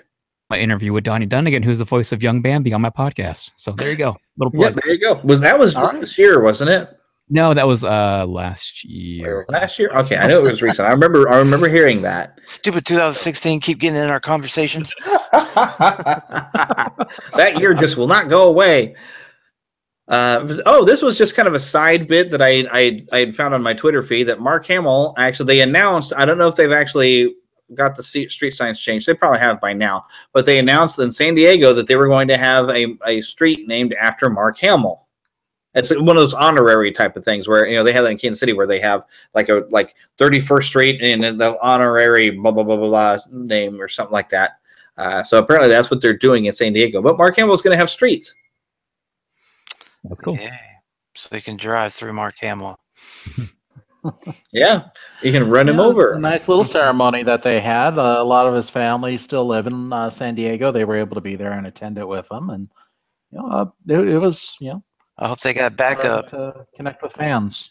Yeah, they have backup street signs because that thing's going to get stolen quite a few times. Oh yeah, oh yeah, indeed it will. But while we're in the realm of Star Wars, so Alden Ehrenreich, I don't know if I'm saying his name right at all, but I guess his Han Solo performance wasn't looking good to Lucasfilm, and about this time, this is when Ron Howard was going to take over and direct the film. And the funny thing is, at the time, he said, "Well, I think we still got a lot of good footage." But here, I'm hearing recently, now that they've wrapped shooting, they actually pretty much reshot the entire film, and hopefully did something better with his performance, where he seems more like Han Solo. And I'm completely confident in Ron Howard after seeing what he did with something like Willow, this type of material, a Lucas style of property. I think he can handle it. It'll be great because I love the film Willow. Yeah, I'm pretty okay with him taking over the reins on Solo. What I really hope is when the Blu-ray comes out that they have any of that footage that was the reason why they wanted to go a different direction. I'd love to see that footage after I see the movie, of course. I don't know. I think you could probably just sit and watch that movie, The Room, and get the same result. Yeah. I'm never going to watch that movie, and I'm never going to watch this disaster artist film that's about it. I don't know why people enjoy it. Good though. I love The Room. I met Tommy Wiseau at Stanley's Comic-Con. Nicest guy in the world. Well, I'm sure he might be a nice guy, but I'm not up to torturing myself by watching it. The clips I've seen alone are so bad. It's a bad movie, but I had to get. I did not watch that movie. I did not. Oh, hi, Derek. Yeah, I'm sorry. I can't sit through that. It's sort of like Rocky Horror. The only reason why it was popular because it's so bad. And I've actually sat and just watched the movie, and it's terrible. but people like to make fun of it. So, and that's kind of what happened with The Room. But yeah, so that might be what it's like trying to watch this guy be Han Solo. Do you think it's a movie that you want to come home to? What, The Room or the Han Solo? Wait. Well, either of them. You know, is it a movie that really is it going to be a homecoming movie for you? Segue to another not that great movie. What? I liked Homecoming. I didn't. What? Spider-Man: Homecoming. So I mean, it's okay for a movie, for a teen comedy. It's a good teen comedy. For a Spider-Man movie, I don't know where they pulled these characters from, because they're not the characters that I know and love from the comics. Other than Peter Parker was pretty. Seen those characters that we know and love for 5 other movies. Yeah, and I mean, if you want to get some different characters from the Spider-Man's world, that's fine. But I don't know. And although his buddy turning Ned into his best friend, I enjoyed the character. I mean, the characters were enjoyable except for Michelle. I couldn't stand her, and when they did that MJ thing at the end, I was hacked at that. And they did a great job because Michael Keaton is awesome as a Vulture. There's so many good things about it, but somehow or another, putting it all together, I liked it more the first time than when I watched it the second time. Second time, it bothered me even more, the things that they messed with, because I thought Liz was Liz Allen. I guess it's not. So I mean, all the characters, what I was expecting them to be, of what I, like seeing old friends. It's like walking into a room with your old friends, and they're all turn out to be they're complete strangers. Is what that movie felt like. None of the side characters really were who they should have been at all. I mean, we had a Flash Thompson that was shorter than Peter Parker. Oh, and he's on the academic team, not the high school quarterback. Who the hell is this kid? That was weird. I agree with you. That was weird. I just, it drove me crazy. It's almost as bad as replacing Peter Quill's dad, Jason of Spartax, with Ego the Living Planet. But I'm not a Guardians comic book fan, so I didn't care.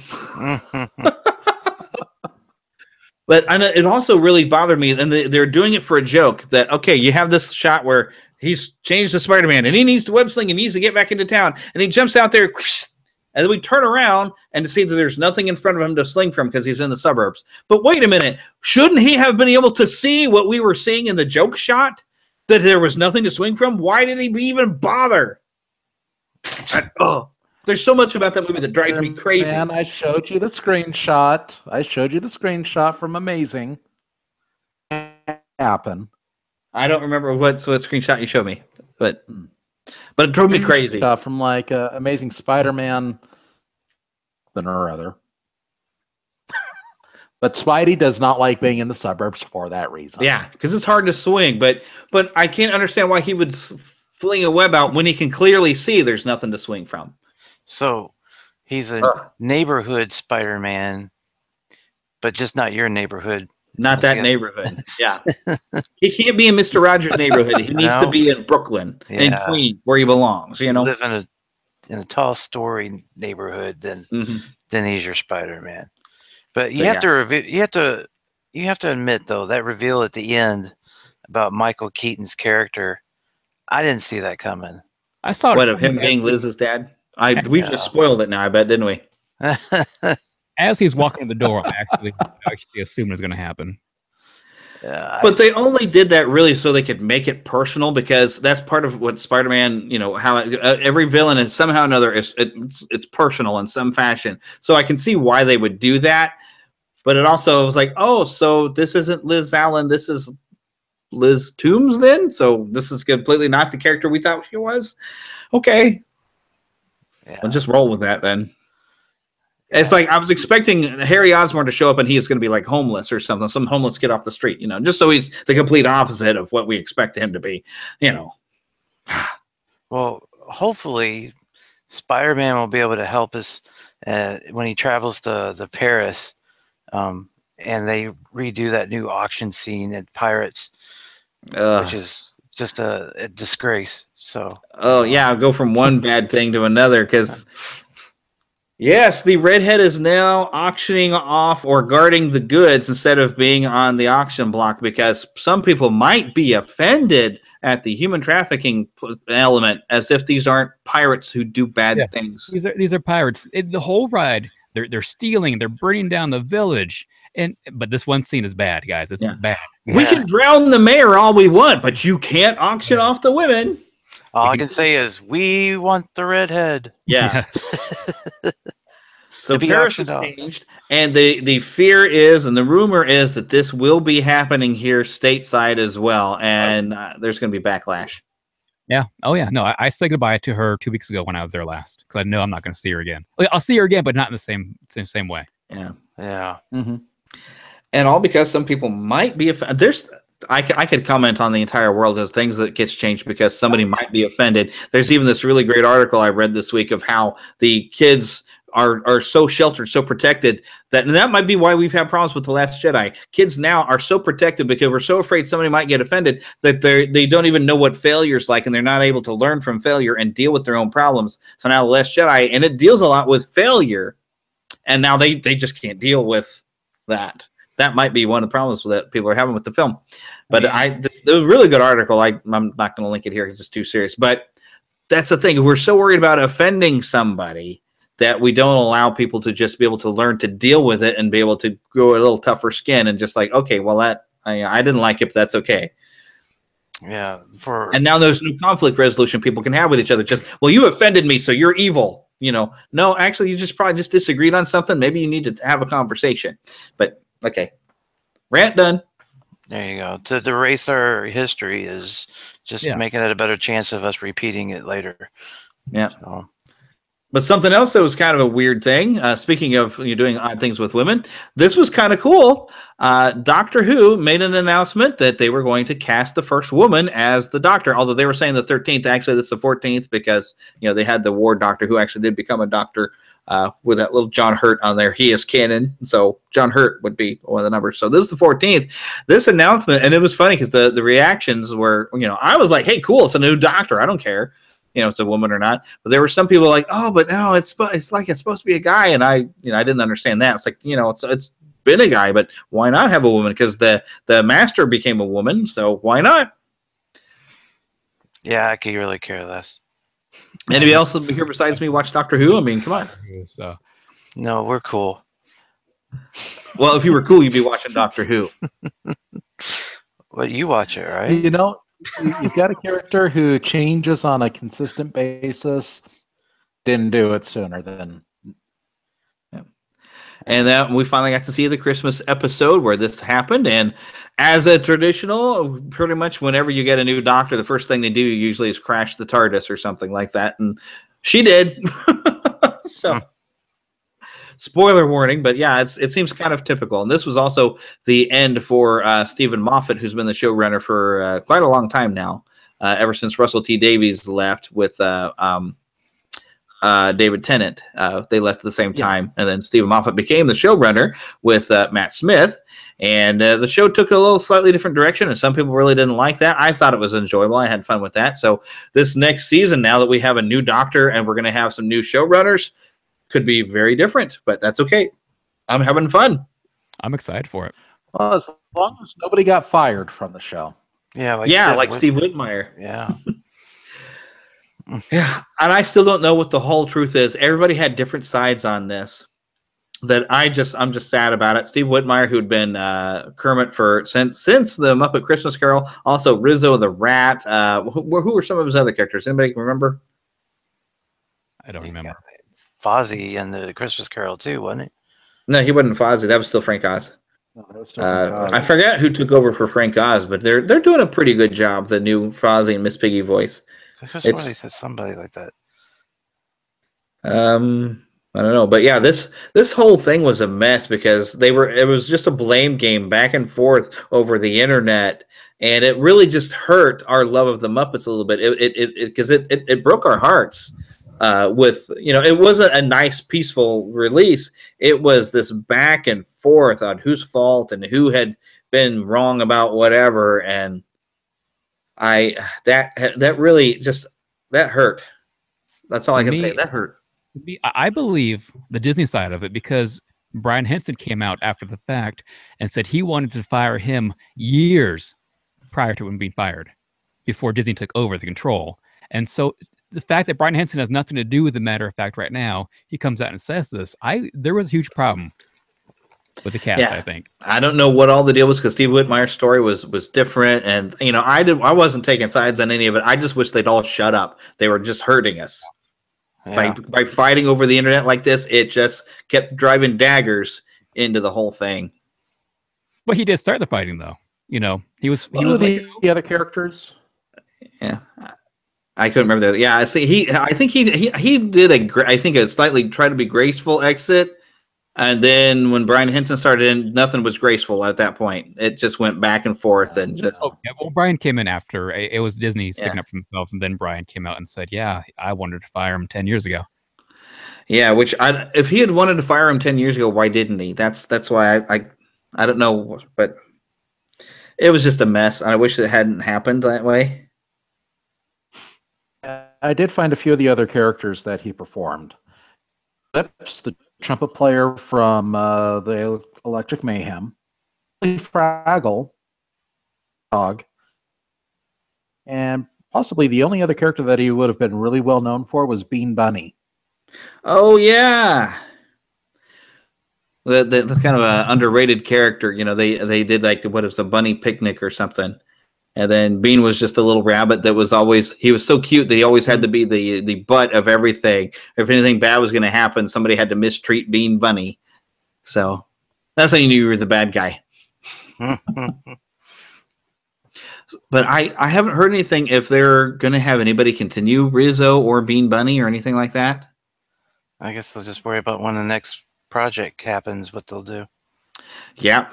Which who knows when that's going to be? I mean, they're doing stuff online, and we will get to later when what was it? Matt Vogel took over as Kermit.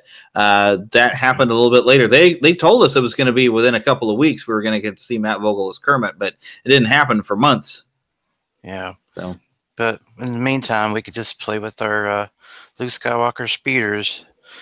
Yeah, if we could fit in them. Some Radio Flyer put out I think they might have even. Did they show these at Celebration that they were going to release these? Yeah, I think that's where they showed them at first. But yeah, my Toys R Us has a stack of them in the middle of the aisle, and every time I go by, me and Kay just look at it. Why? Why did they wait till now to come out with these? Our kids would have had one of those years ago if they would have came out with it then. I wish I had one when I was a kid. Yeah, it would have been great. The only thing we had for anything like that was the toy that had the wheels that popped out, so it almost they had like springs. Yeah. So they would kind of hover. I remember we had that, but oh my gosh, if I'd had a real speeder to drive around, I'd have been all over the place in that thing. Heck yeah! I just wish I'd fit in the thing now. I'd buy one if I'd fit in it. Oh, you could fit in it. I mean, it may not be a perfect fit, but you could sit there, lay on top. Yeah, you have the wheel, the other hand down on the gas pedal, or you have to sit on it like C3PO on the back or something.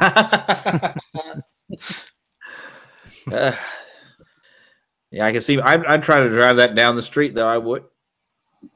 Cops would look at me funny in Gladstone, though. Yeah. Mm-hmm. But speaking of big expos, make it 23 feet. 23, yeah, I'd make it 23 feet to the D23 Expo. We're really bad at segues. Yeah. That's what we need is a Star Wars themed segue for us to fall off of. So, yeah. Well, they showed a lot of Star Wars stuff at the D23 Expo. Yes, they did. Well, heck, they announced the Pixar Fest, which was going to be the beginning of like the Pixar Pier. It's the Pixar Fest. I think they had like some new parades with Pixar characters. They're even going to have like the Pixar lamp on one of the floats. But yeah, that's all coming to Disneyland. Right, all in DCA mainly. Well, the Pixar Pier is in DCA, but I think Pixar Fest is going to be in both areas, isn't it? Yeah. Pier is in California Adventure, and right. We'll get into that a little bit later, I think, with more of the specific details.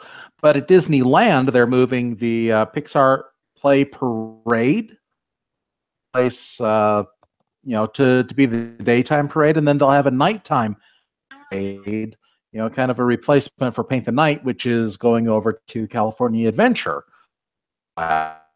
So, and there's going to be Pixar-themed events going on at Disneyland throughout the year. And is that happening this year, or is that part of next year when Pixar Pier opens? That's going to be next year. We do know that April 13th of 2018, they renew my pass. My birthday is right after that. So hopefully we'll have some better information there. Awesome. But certainly it does include events taking place in both parks at the Disneyland Resort. Groovy. And who knows, maybe something will happen and I can get there, but I'm not going to count on it. But it would be awesome if I could. I will be studying hard in class. It would be. It'd be fine. Maybe if you don't come in July, but maybe if you come in August when Friends of the Magic 2018. We'll see. It's gonna be. I'm gonna be doing my internship over this next summer, though, so I don't know. We'll see. But apparently, we did get a sort of a little bit of a look at DuckTales. I think just enough where we got to hear the new theme song for the new DuckTales series at D23. And jump in the money bin. Oh yeah, did you get to do that? No, because the line was like 3 hours or more or longer. And I was in line for a good maybe 30 minutes, and then something happened, and they had to like postpone it for multiple hours, and so I never got a chance. And when they restarted it up, I was watching a panel at that time, so I never got a chance to do it. Oh! But I'm not gonna say who, but one of my listeners snagged me one of the coins, and he sent it to me. So he stole it. I'm not gonna say who did it. I'm not gonna say I haven't have it. I might not even have it anymore. I might have turned it back into Disney. You never know. Oh, sure. Yeah, you gave it back. That's what you did. You're not one of the Beagle Boys, so you would give it back. No. You don't have it anywhere at all. Nope. Wait. No, it's not there. Nope. Related to DuckTales. It's not there because you gave it back. Oh my. This is also where we finally got to get the name of what we were calling Star Wars Land. We now know it's Star Wars Galaxy's Edge, and they had a huge model out there, which we got to see some photos. But Tim, did you get a chance to check this thing out in person? A little bit. I mean, again, there's a huge line just to see it. It was ridiculous. I walked into it because I didn't see a line, and they said, excuse me, you need to wait in line, and the line was like 2 hours long. Wow. Oh wow. Known as a line convention. It's everything you do has like a 2 hour wait. Yikes. Yeah. So that might be another one that much as I would love to be there, I would probably get so frustrated not getting to see anything because I'd be in line the whole time. No, I mean, you pretty much can go to one panel the whole day because you have to wait in line to get in, you have to wait in line to get in the panel, you have to guarantee a good spot. So you're waiting in line for a good spot, and then you're in the panel for over an hour. So you pretty much half of the day is gone, one panel. Yeah, I'd be better off if I was in Anaheim. I'd just go to Disneyland and have more fun. Yeah, that's what I did. The next day we did that, and it's actually really empty because everybody was at the convention. Exactly. Which I am scared with Star Wars Land opening. I'm scared. Disneyland is already too busy as it is. Mm-hmm. It's going to be chaos. Yeah, I can see that. But give it a little time for things to maybe calm down around it. It might settle in. Like the Cars ride at California Adventure has been out for years, and there's still a 2.5 hour wait for that ride. Wow. Well, maybe just try to. There's no other entrance into Star Wars Land other than the main entrance for Disneyland. I wish they had some kind of way around that to where if you wanted to go Star Wars Land, there's another entrance. But then they'd probably charge a different cost for you to do. I bet they would. Yeah. They'd get you at both ends. They would. But that might be that time where you try to go in during the off season type and see if you can get in there. Although I guess they still have the trouble in Disneyland. All the locals are there all the time. Yes, but they've been pretty good at those. They've been pretty good at blacking out those days. Yeah. And so if you look on the calendar and go on a blackout day, it's much better than not blacked out day.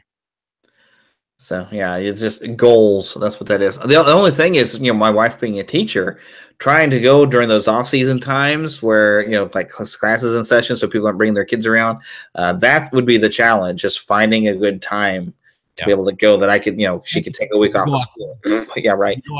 if you go off season, more likely there's going to be a few of the good rides closed down for refurbishment. True, but at least you're there and you get to do most things. Yeah. You gotta look at it both ways, because like my one trip to a Disney park, Space Mountain, because we were getting there at the beginning of the school year, and so they went ahead and they'd taken Space Mountain down for refurbishment, so I've never got to ride Space Mountain, but I got to do everything else. So I'm pretty happy, but I feel like I missed out on Space Mountain because it sounds really fun. Yeah. Now the cool thing is, I was just at Disneyland 2 weeks ago with the family for Christmas, and we went on the Star Tours ride. And, when you go on there, they randomly pick somebody in the audience to take a picture of, and that person is the Rebel Spy during the ride. You know about that, right? Yep. So the cool thing was, for the first time, I was Rebel Spy. So that Dude! Yeah. And then we went back on again a couple hours later. My wife was a Rebel Spy. Oh, my gosh. Oh, wow. Yeah. So I've been on that ride probably 50 times, and I've never been the Rebel Spy. Wow. See, normally I think they try to pick a child out. So No, I would. Yeah, lately it's been a lot of adults for some reason. Probably because they realize adults are just big kids. I don't know. Yeah, I don't know. And actually, last few times I've gone, I think they weren't even doing that. It was like a fake picture because nobody reacted to the picture whatsoever. And they didn't say he or she. They said, this person or whatever. So I don't think it was a real person on board when they were doing it. That's odd. I just realized that you might have been there at about the same time that Mark Hamill actually came walking into Star Tours. I was there a week after. Oh, yeah. You're so close. So close.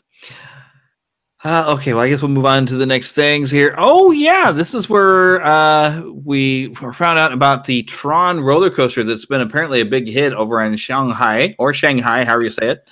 But they were going to find out that Walt Disney World is getting this, and I guess it's going to happen in Tomorrowland. Is that where they said? Yep. I can't remember. Yeah. Yeah, right by Space Mountain there. So you get two roller coasters that are very close together. That's interesting. They announced that. I'll be excited when they actually say it's opened. Yeah, I don't know how long it'll take them to build it. I don't know when they're going to start building that up. Yeah, you can announce, a ride's coming all day long, but if I have to wait till 2025 to ride it, then I'm not going to get too excited. And I mean, Walt announced Epcot, before it came out, and they made it, but it's nothing at all what he announced. So yeah, we'll wait till excitement when it's built. So yeah, but it'll still be awesome because it's Tron. Yeah, I'm excited for that one. That's gonna be a cool one, I think. Hopefully. Yeah, where we've always dreamed of driving a light cycle, we finally get to do it for real. The other thing I want to do is be able to throw a frisbee at somebody and take them out. We used to do that when we were kids. Frisbees would just. Hey, I just hope it's not like Pony Express over at Knott's Berry Farm. It's a similar concept where you're basically put into the car. It's a horse as opposed to a motorcycle. I just hope that there's a bit more to it than that. I'm sure it will be. I'm expecting to hear some Daft Punk music, maybe some of the old Wendy Carlos music going, and you're going down there, and I want to hear the sound effects. Oh man, I'd be geeking out the whole time. So all it's going to be is they're going to hand you a stick, tell you go sit in the stall for like 5 minutes, do your business, act like you're on a bicycle, and get out. You've had your Tron experience. Now go. Yeah. Don't forget to wipe. Now wipe the floor with the guy I just put into my light wall. Haha, that's what it was. Yeah. Okay, this is also where we got the announcements. We got a little bit. We've already talked about this, but we got to see a little bit more about the attraction coming into Epcot. I forgot if they've given a name for this, but this was going to be like a space station type of thing. But yeah, we kind of mentioned this earlier. I don't know if they give a name for this at all. Eric, do you remember if there was a name for that? I don't know that they've actually advised anyone what the name is going to be. Just that it's still going to have some elements from the original ride roller coaster. Beyond that, I don't know much else. At least we know it's coming. We just don't know when either. I guess D23 also gave us a little bit more information about Pixar Pier, which we've already talked about with the Pixar Fest. We also got to hear about a Star Wars resort that's going to be built in Walt Disney World. That I'm sure it's going to be some extra fees because you get to live literally in a Star Wars world. They will even get you costumed and everything. So while you're on resort property, you're living on whatever planet or space station. I mean, the concept art that they released on the Disney Parks blog was fantastic, just completely amazing. And I would love it even if they have it to where when you open your room door, if it went, whoosh, you know, and then close behind you. Unfortunately, I have a better chance of living on an actual planet than to be able to stay at this resort. Yeah, because the prices are going to be like Disneyland hotel prices, like $400, $500, $600 a night. Yeah. So, yeah. Grand Floridian style prices, I'm sure. So, but it would be totally worth it if you could afford it. Yeah. No, I'm at some point stay at a Disney hotel. At some point, I don't care if it's one night. I'm gonna stay there at some point. But it's $500 a night. It's hard to think that only $200 more. I'm paying a whole month's my mortgage. You know? Yeah. So one of these days, when I become famous on this podcast and someone and I'm like a billionaire person because of my degree, then I'll do that kind of thing. Yeah, when I lived in California, I took Bridget when she came out to visit me before we got married. I took her to Disneyland. We stayed at the Disneyland Resort hotel for one night. Yeah. And I was like 21, 22 at the time. So I had gotten a credit card just for that trip. And I think I'm still paying on that card. So, and that was like 91, 92, 93, something like that. Yeah, my only time there, we were at one of the, I guess they call it the economy resorts. We were at the Pop Century Resort. And it was more like being in a hotel, like a regular standard hotel. It was just kind of cool themes. Yeah. And they had a He-Man figure, actually, not like this, but like a legit He-Man figure in a display, which I thought was just fantastic. I love seeing it. Oh, and I'm knocking him off of my table here. And so that was like you're replacing him like they did with the Great Movie Ride. Oh, which transition. So yeah, the Great Movie Ride. This I think is when we first heard it was going to be shut down, and it happened pretty fast. Yeah. After the announcement, I mean, it was closed out, but we got to find out that they were going to make a Mickey Mouse ride that was going to kind of look like the newer series of cartoons they've had, which the look is kind of cool. I would have liked a more actual classic 1930s look if they're going to do that kind of thing. Yeah. And it could be a very fun ride. I'm just sad the Great Movie Ride is gone because it was a great ride. I loved it when I rode it. Yeah, that was one of the rides we always made sure we got to.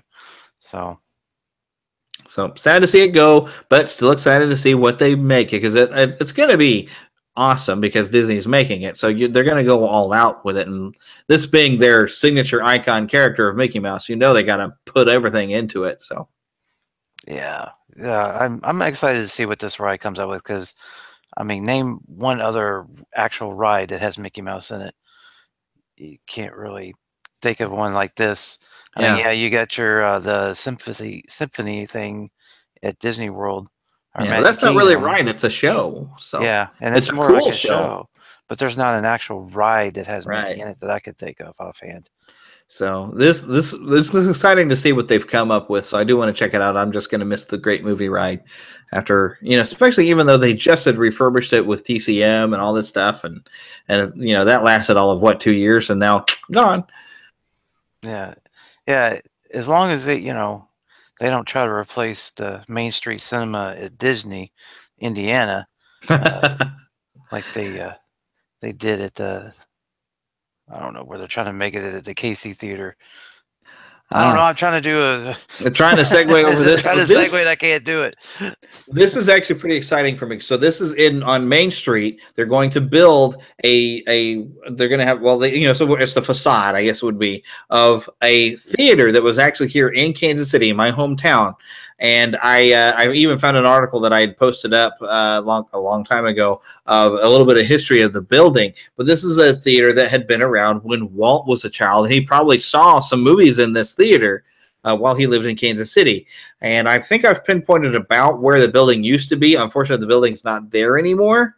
It is now known as like Mark Twain Corner. And I think I know where that is because there is a corner that I've seen in downtown Kansas City that has a statue of Mark Twain on the sidewalk. So I'm thinking that might be the location of where this old theater used to be. But they're taking the designs of this beautiful theater and they're going to put it in Main Street, USA. So finally, a little bit of Kansas City makes it onto Main Street, USA, where a little bit of Marceline is. So now we're getting all of Walt's homes here in Missouri represented in the park. So I love that. Very cool. And not just because I live in Kansas City, but just because there's a bit more Walt in the park, I think. Yeah.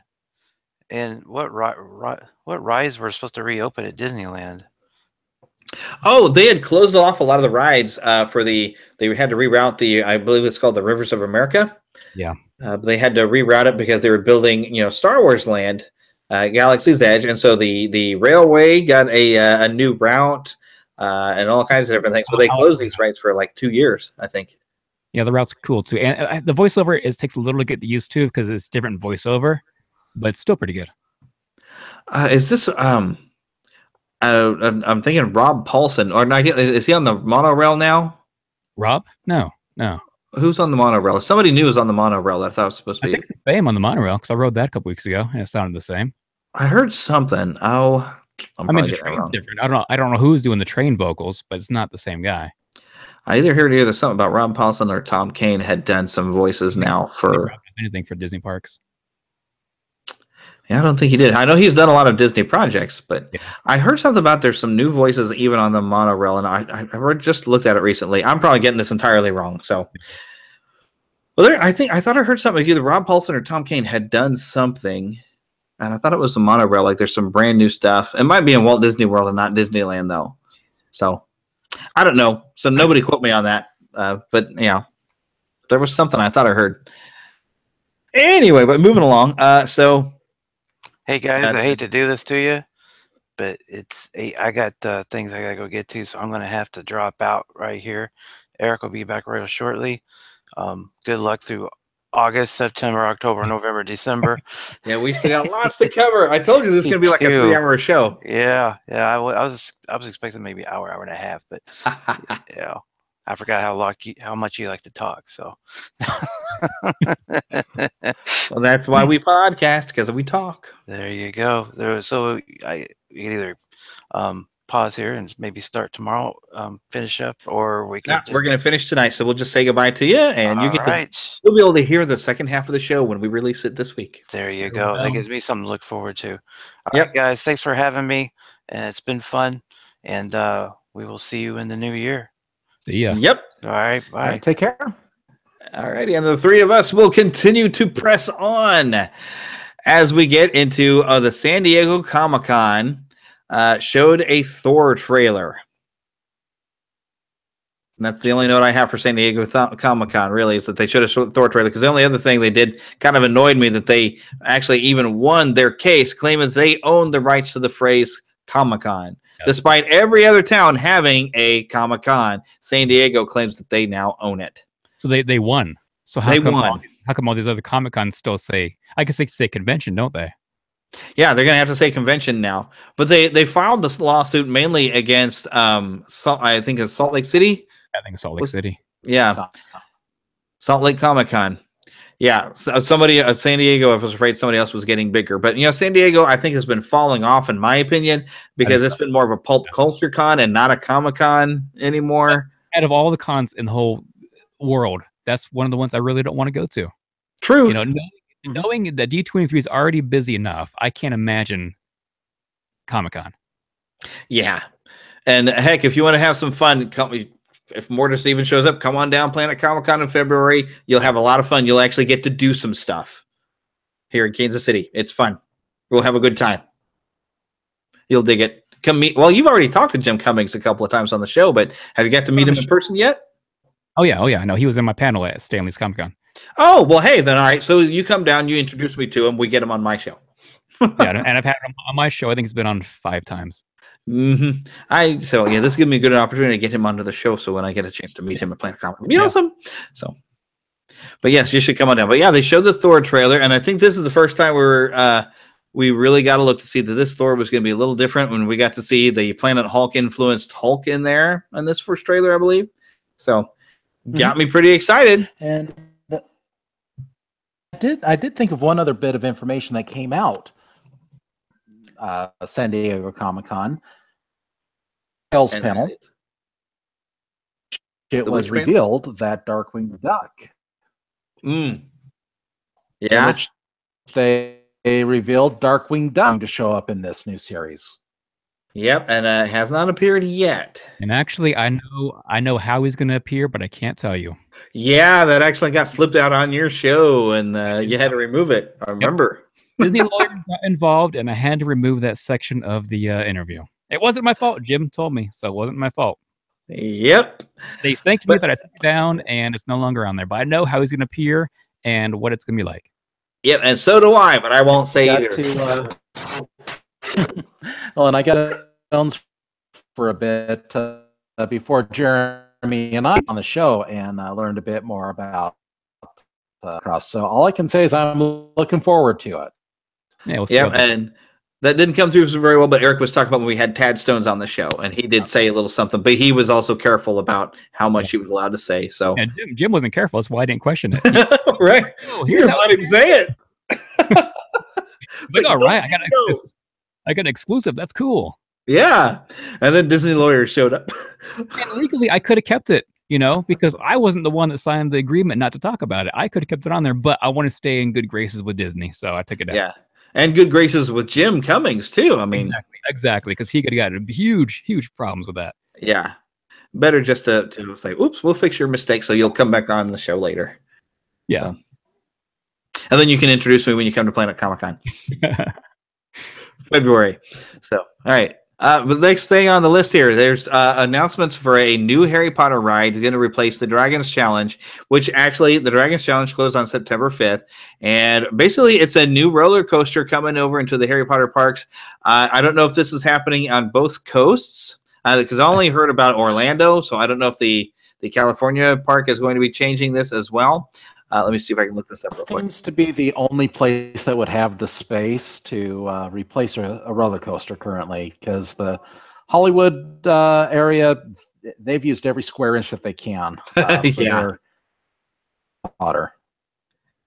But this is actually replacing a coaster that's already there in Florida. Right. They're taking out the Dueling Dragons Dragon Challenge. And I don't think I see anything that mentions exactly what this new roller coaster is going to be like, though. This was a while back when they announced it and everything. But all we know is that it closed at September 5th, and there's something new coming. Well, I wonder how long it'll take for it to be ready. I don't know, but let's tell player one to be ready for this, because the teaser I think was already shown at San Diego Comic-Con for Ready Player One, but it started coming out that there was a code hidden in the trailer that took you to the website.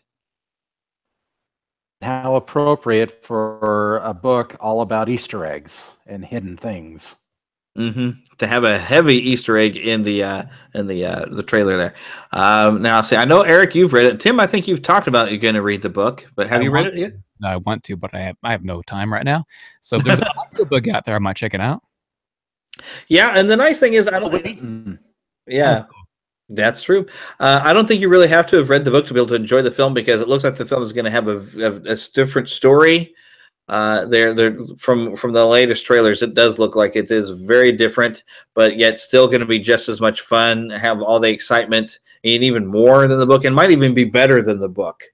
So I'm very, very excited. This teaser did get my juices pumping, because yep, here it is. I've been hearing all about this for a long time. And the book is a whole lot of fun. The main thing, though, that carries the book is really the references to all the 80s things and the arcade games and the cartoons and movies and all that stuff. Overall, I mean, story-wise, it's just okay, but it's the references that really make you have a good time. And so amping up the story the way it looks like in this movie, and, it looks like it's going to be so much better than even the book. And the book is a great read. But, yeah, the movie is going to be awesome. Okay, well, I guess we'll slide along here. There were some shops that closed down over at the Disneyland resorts. One of them being Build-A-Bear.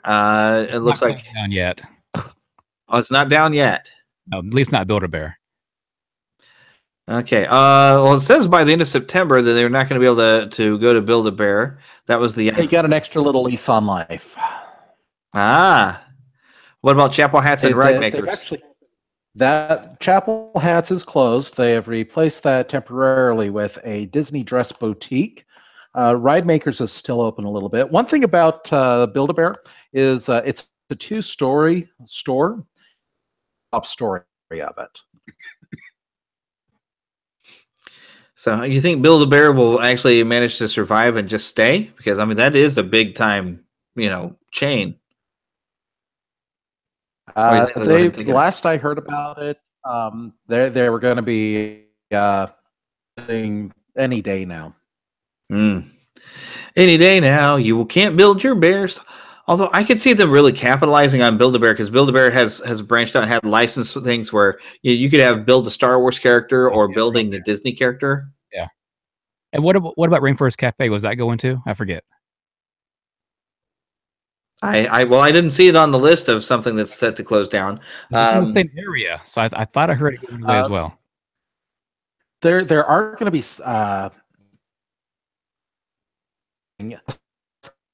cafe in the AMC theaters. Those all form kind of a courtyard between downtown Disney and the Disneyland, and we know that those locations are going to be closing because Disney has announced that they're building a new hotel at footprint in that area right there, and we don't really have any other details about what this is going to be, if it's 4-star or 3-star, or maybe even more of a lower cost option, which is highly doubtful. But this is all going to be going into that area. Currently, take up a good bit of real estate. Which I hate because Disneyland's always looking for more space for more attractions in the park. Why not? That is right on the edge of the southern tip of the park. Why not use that for more attractions? We don't need another 5-star hotel that costs $500 a night. Just my thought. Well, after on the Disneyland hotel side of the street, Disneyland property itself. You see, I haven't been over there, so I couldn't really say much. But yeah, I would think using some more of that property for more attractions would be a good idea. Expand the space of the park so maybe it's not as congested. Exactly. I don't know. But I'm just and also part of the problem is that area is also is the backstage area for New Orleans Square. So you've already got the show building for the Indiana Jones ride, for Pirates of the Caribbean, and the Haunted Mansion back there as well. Tram from the Mickey and Friends parking garage, which is actually, that pathway is going to get a lot busier with the addition of a new parking garage in that area as well. Yeah, they just announced that, I think, recently, a new parking area. Which makes sense. I mean, you got to have as much parking as you can possibly fit over there because, Although there are places you can stay somewhat near to Disneyland that apparently you could just walk if you don't mind the walk. Oh, yeah. No, I always walk. Oh, yeah. So that would probably be a good option. Although I could see at the end of the day, your feet might be really tired, and it's like, oh no, I got to walk all the way back to the hotel. But a couple weeks ago, when I had the kids with me, we ended up getting the shuttle for the remainder of the trip after the first day walking with them. Because I don't mind walking, but when you have a 5-year-old who's already standing all day, they don't want to walk back to the hotel room. Yeah, you got a tired kiddo. Okay, this is also at the time that we did say goodbye to the Universe of Energy, which we've talked about this a little bit, but this was kind of neat because they kind of rigged this around. I don't know if it's just cast members decided to do this. I don't know if they were fully supposed to, but I guess the ride kind of quote unquote broke down, so everybody was able to get off the ride, the last riders, and actually just walk through the sets of Universe of Energy. So if anybody was actually a fan of it, then they got a chance to really get up and close with it, which most of what I've heard about that ride is it's a good, nice, cool place to take a long nap. I've never heard of it. Well, one of the great things that happened on that final day that was open is they actually on the last ride through, and so they were able out of their vehicles and actually stroll around and get a good at the features of the attraction, like the animatronic dinosaurs in the background, and get a really good chance to look at it and say goodbye to it. Yeah. Take selfies with the Ellen DeGeneres, robot or something like that. Look, it's Ellen, that kind of thing. Yeah. So, I mean, that's good for everybody who was a fan of it to get that type of experience. So I'm glad for them. But I never wrote it, so I don't really have a particular attachment to it and stuff like that. So other things that we lost, though, is June Foray passed away. We did a very special episode for her because this was huge. I mean, my goodness, I bet Tim could list off like 10 of her roles. Let's see: Magica, Jokey Smurf, Grammy, Gummy, of course Rocky. We got Witch Hazel, Granny, Ma Beagle. I think we even saw on the list that they had her listed as Betty Rubble at some point. The pilot episode of the Flintstones, yes. So okay, that answered that question. We wondered about that because I was like, well, she wasn't Betty Rubble that I ever knew of, but okay, the pilot, a different look too, and yeah, totally the different sound. So, but she sounded good, and she's also of course she sounded good. It's June Foray. Also in the Grinch Stole Christmas as Lindsay Lou Who, is that her name? Cindy Lou Who, yeah. She's on Frosty the Snowman, but her part was actually cut out. Yeah, and a different actress. She's on The Simpsons, the first season of it, as only like one episode. Yeah, so many characters. And the sad thing is, it's the end of like the Mel Blanc era right here. Yeah, it really is.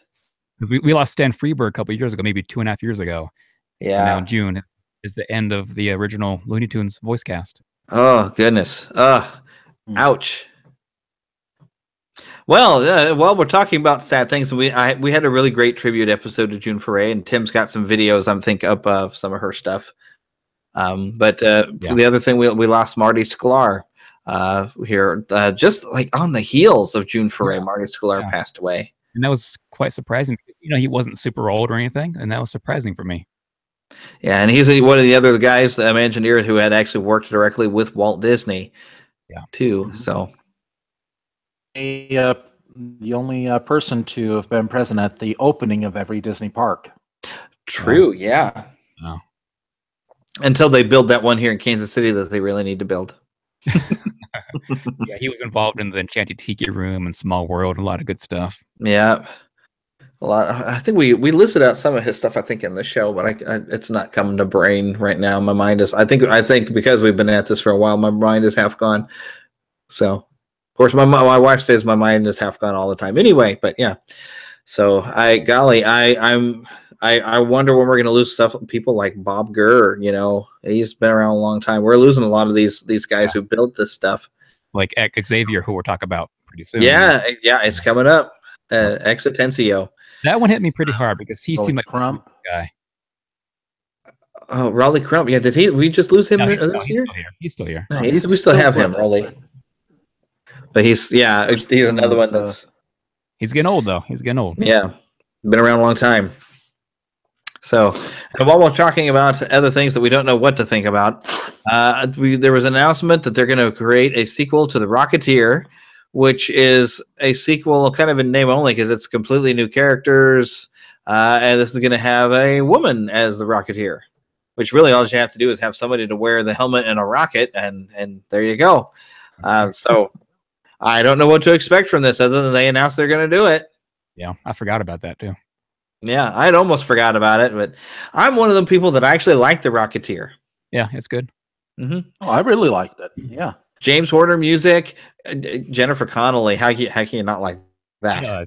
She's my celebrity crush. Me too. Ever since from Labyrinth. Oh, yeah. Heck yes. Oh, yes. So seeing her pop up in Rocketeer, because I didn't know she was in it until I saw it. I was like, yay, I know her. So, indeed. All right, but we're actually halfway through the list, but it gets more intense from this point on. This is the Star Wars Secrets of the Empire was announced. I got to look this up again. This was in Variety magazine. This is Oh, the virtual reality experience. And I think this is part of what's going into those shops that we just talked about were closing down Yeah, I think so. in downtown Disney. ILMX Lab, in cooperation with The Void.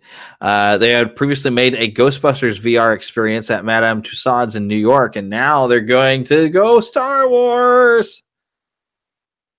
This is going to be in both Orlando and in Anaheim as well. So this is very, very cool. I'm sure it'll be very expensive. I think when we looked at this, though, it's not going to be a completely permanent thing. It's going to be there for a while, but not permanent necessarily. Yeah, it's basically a pop-up. Don't know how long it's going to be there, but it's they're there to put you right into the world of Star Wars via virtual reality.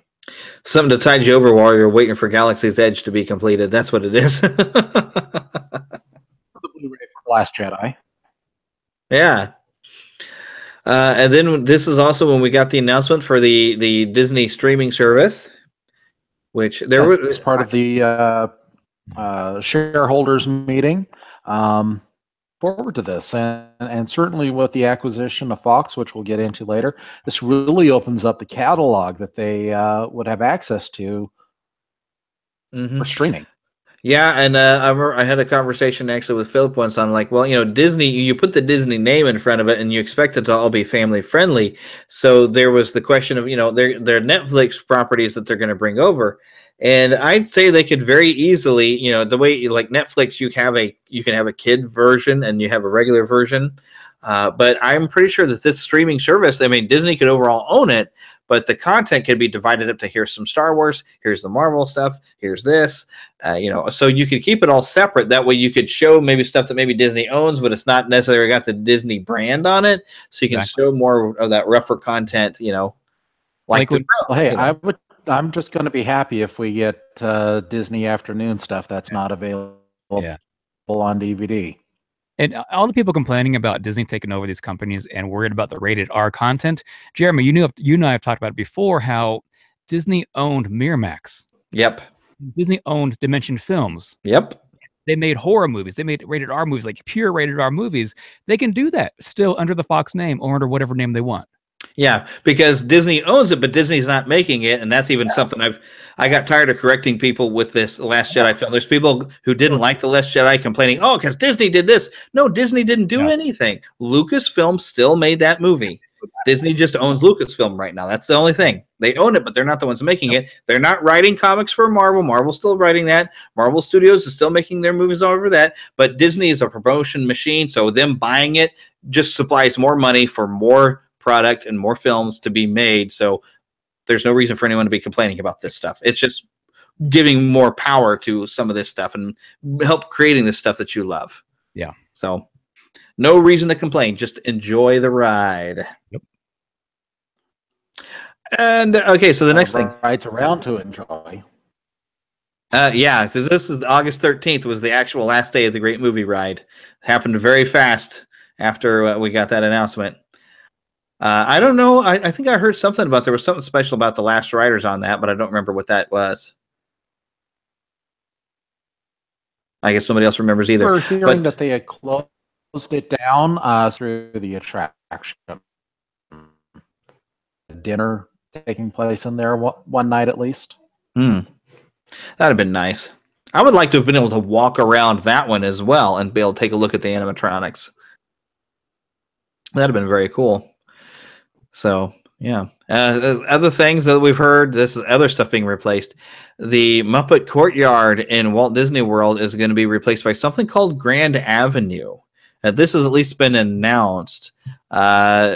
Just changing format. This makes me worry because, the Frozen moved into the Muppet Theater for a good long time, and I worry sometimes a little bit about the Muppet presence in the parks is slowly being pushed out. Although we are getting some new stuff. We have that new show around Liberty Square, the Muppets in History, or Great Moments in History, but only the fun parts or something like that, or only the American parts. That's what it is.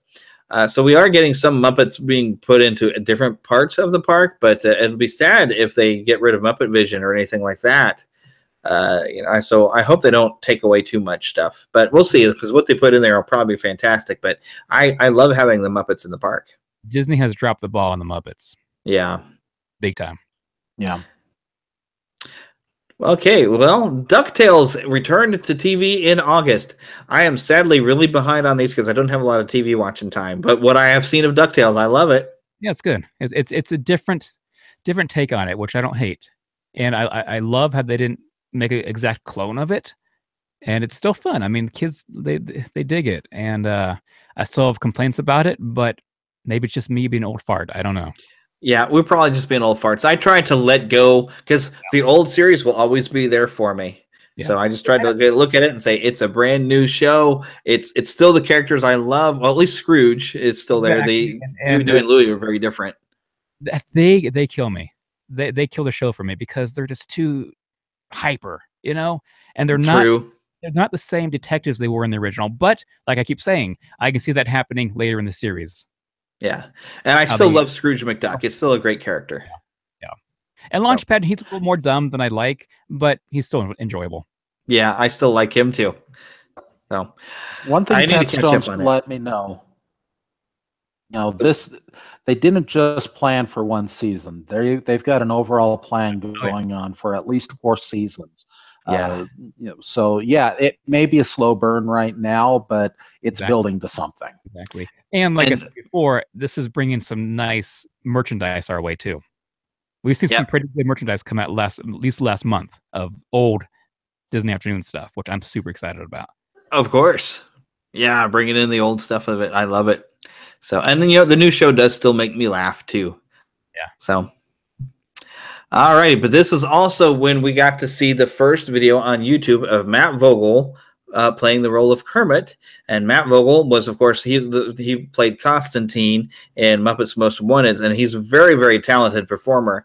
One thing I noted, like when I saw the video, is it sounded like he was trying to go more for Steve Whitmire style of performance rather than trying to get back to the Jim Henson style of how the voice sounded. Which I guess is fine because you're getting more what kids are used to, what Kermit sounds like these days. So, but yeah, I knew he was going to be fine, and he'll do great as a Kermit because he's just a great Muppet performer. It still just breaks my heart the way this all went down. Yep, I agree. I'm still not sold on his voice quite yet. Takes some getting used to it. But like we've been listening to the Kermit since Muppets Christmas Carol, you said, right? Yeah. And it took me a while to get used to Steve Whitmire. Yeah, exactly. So I'm confident. He's a great actor. Of course, he also does Big Bird now, pretty much for the regular. So. Well, likewise, it took me a while to move on from Wayne Allwine to... Yeah. I'm still having issues with Chris. Yeah. But... these things do change. Yep, exactly. Yep, and we keep going best we can.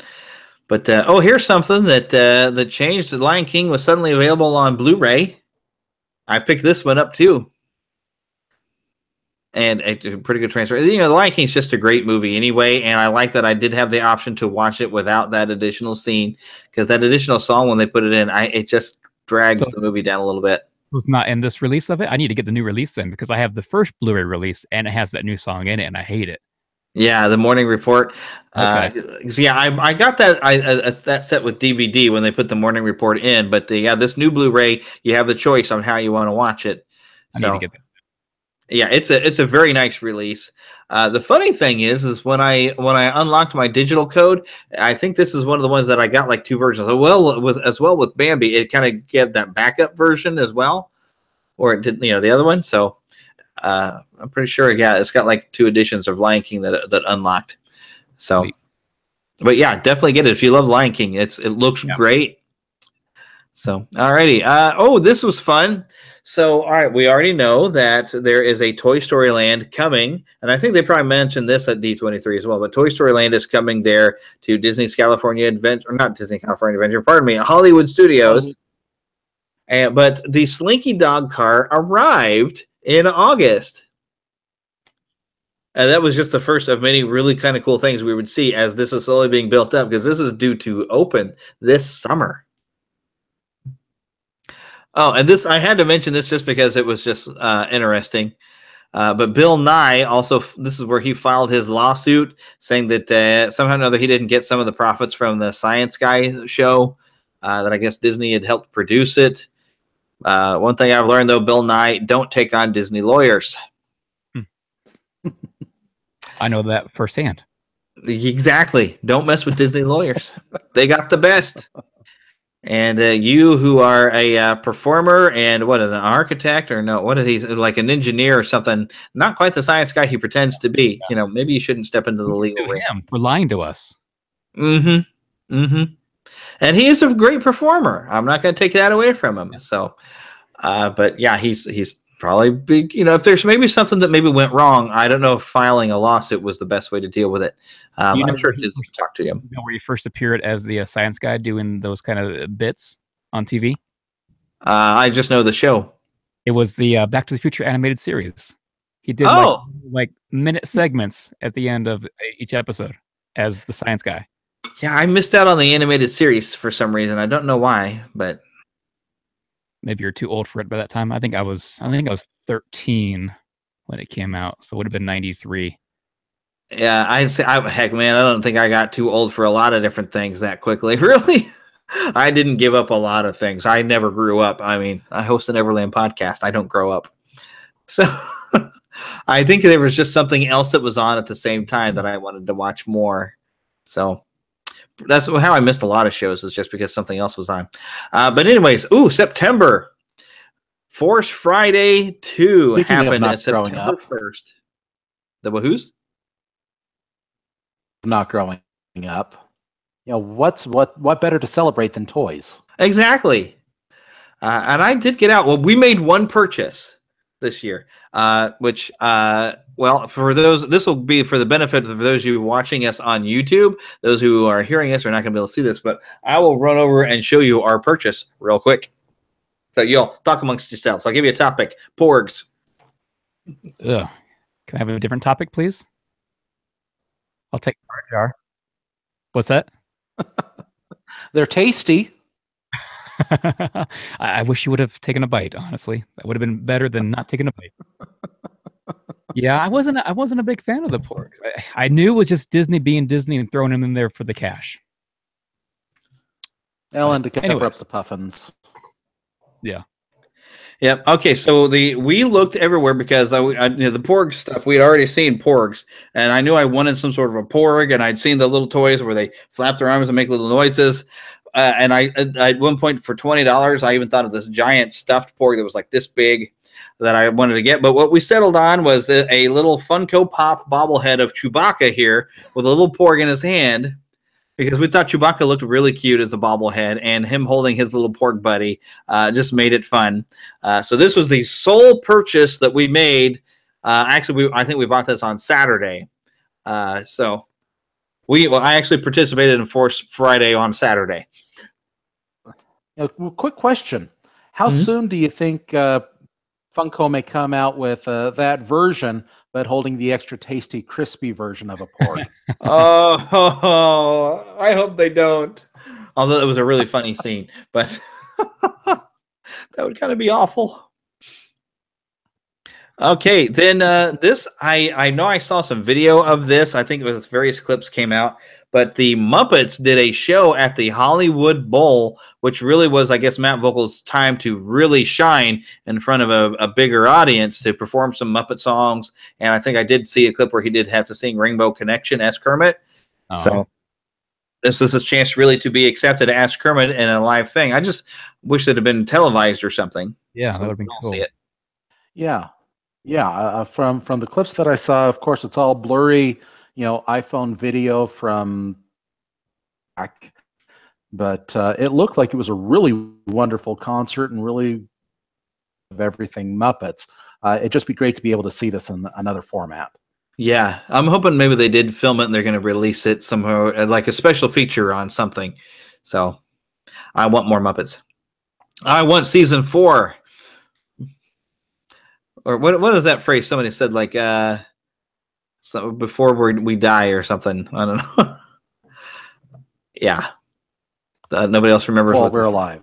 While we're alive. Season 5, while we're alive. While we're alive. 4 and 5. That's the phrase. 4 and 5 while we're alive. Yeah. But the next thing on the list. This is it. Exitencio passed away. This is I don't think he started as a songwriter, but he was a songwriter for like Pirates of the Caribbean and The Haunted Mansion. Wrote Grim Grinning Ghosts. He wrote the scripts for the rights as well. Right. Yeah. So, but I think he hadn't thought of himself as a writer. I think he was working on something else. And then Walt thought that he'd be great at it, and Walt was great at doing that. He'd find somebody's hidden talent, and they would excel at it. I forgot what it was that he was doing before. I know he did some Imagineer stuff, and he was an animator, but I don't remember what he even animated, honestly. Me neither. I'm always going to remember him for what he's probably best known for as far as animation. Stop motion animation at the beginning of The Parent Trap. Oh, okay. There were a few other. I can't remember off the top of my head what they were, but there were some other of those stop motion animated opening credits that he on. I'm still gonna love him best though for The Haunted Mansion. Yeah, I mean, just go back and watch some old interviews with him. He seems like the sweetest guy in the world. I haven't seen any of those interviews. I'm gonna have to make sure I do that. Stuff. He's on a couple of documentaries that I've seen, and a really nice guy. It seems like. Alrighty, the next thing on the list, the only one who's actually been to this event is me. We're gonna have to get Eric to this eventually. But TuneFest in Marceline, Missouri, happens early. Well, I guess it was around mid-September this year, and this was fun. I got to meet Mike and Patty Peraza. Ooh, Eric sounds really bad there. This was a lot of fun. Mike and Patty, they've done a lot of work with Epcot. Patty's done effects animation. Mike did the opening credits for Mickey's Christmas Carol. He drew all those pictures. Had a lot of fun. I want to get them back on the show at some point because we didn't get a whole lot of time to sit and talk with them. They're a whole heck of a lot of fun. They're just a hoot. So I'm hoping to get them on. But yeah, TuneFest was great this year. It's great every year. If you've never been, it happens in September in Marceline, Missouri. They have a parade. They have all these different artists, Disney people who work in Disney and comics and all kinds of stuff show up there. The museum, of course, is fantastic. But yes, TuneFest was fun as usual. And then, soon after that, we were learning, those hurricanes started hitting in Florida and found out there was a little bit of minor damage done at the Haunted Mansion. I think what it was, it blew over a couple of gravestones in the pet cemetery. So it's not as severe as you would have thought. But I remember when I posted it, I had a few people like, oh, no, there's damage to the Haunted Mansion. It's like, no, it's okay. Just a couple gravestones, easily fixed. But here's the big one. Bobby the Brain Heenan passed away in September. Don't know who that is. You don't? Oh, you never watched wrestling in the 80s, I guess, did you? Mainly just the main ones, I guess. I don't know. I don't really think I've watched wrestling, I guess. I just play the games. Okay. Well, Bobby the Brain Heenan was the manager. He was basically the heel manager. He was the perfect foil for Hulk Hogan. Bobby would always be finding different wrestlers to go up against Hulk Hogan when Hulk was the title. And one of the really big things was when he had Andre the Giant join him. And as they had WrestleMania 3, it was Hulk Hogan versus Andre the Giant. But he would do commentary on some of the shows. He was just hilarious. He was just great at being the bad guy, but yet apparently was really an awesome, just nice guy. But he was great at being the guy you loved to hate and you hated to love. And so we definitely will miss him and all the stuff that he did back in the 80s and into the 90s and over at WCW when he went over there. So yeah, he was a big influence. I think had cancer and survived it at one point, but it did a lot of stuff to his health, and finally he just succumbed to his age and his health. But we're getting into right in the beginning of the fall area, really.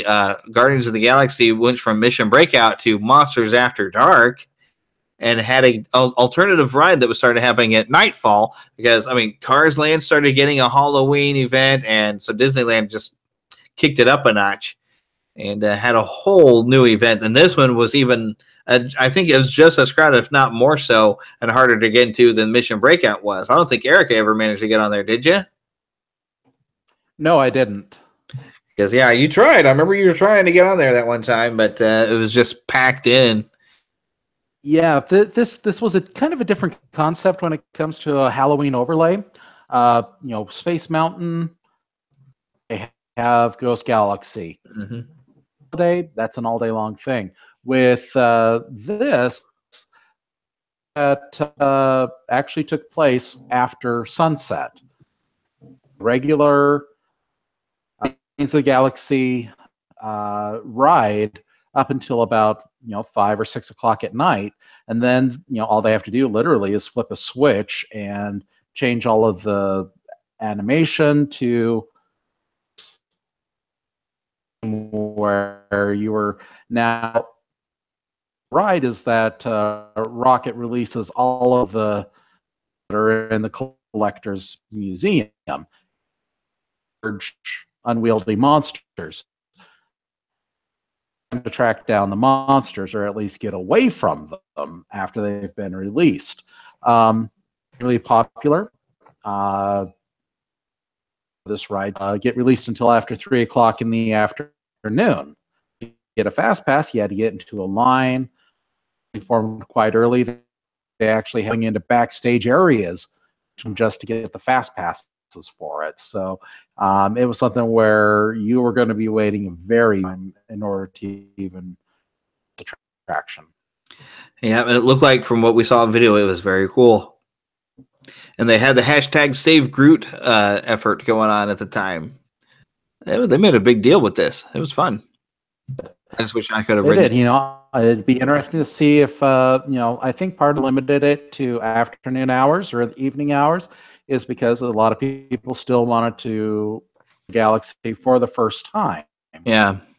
Divided it up, to different parts of the day. They'll do it as a whole day thing. Yep. Who knows? We'll see.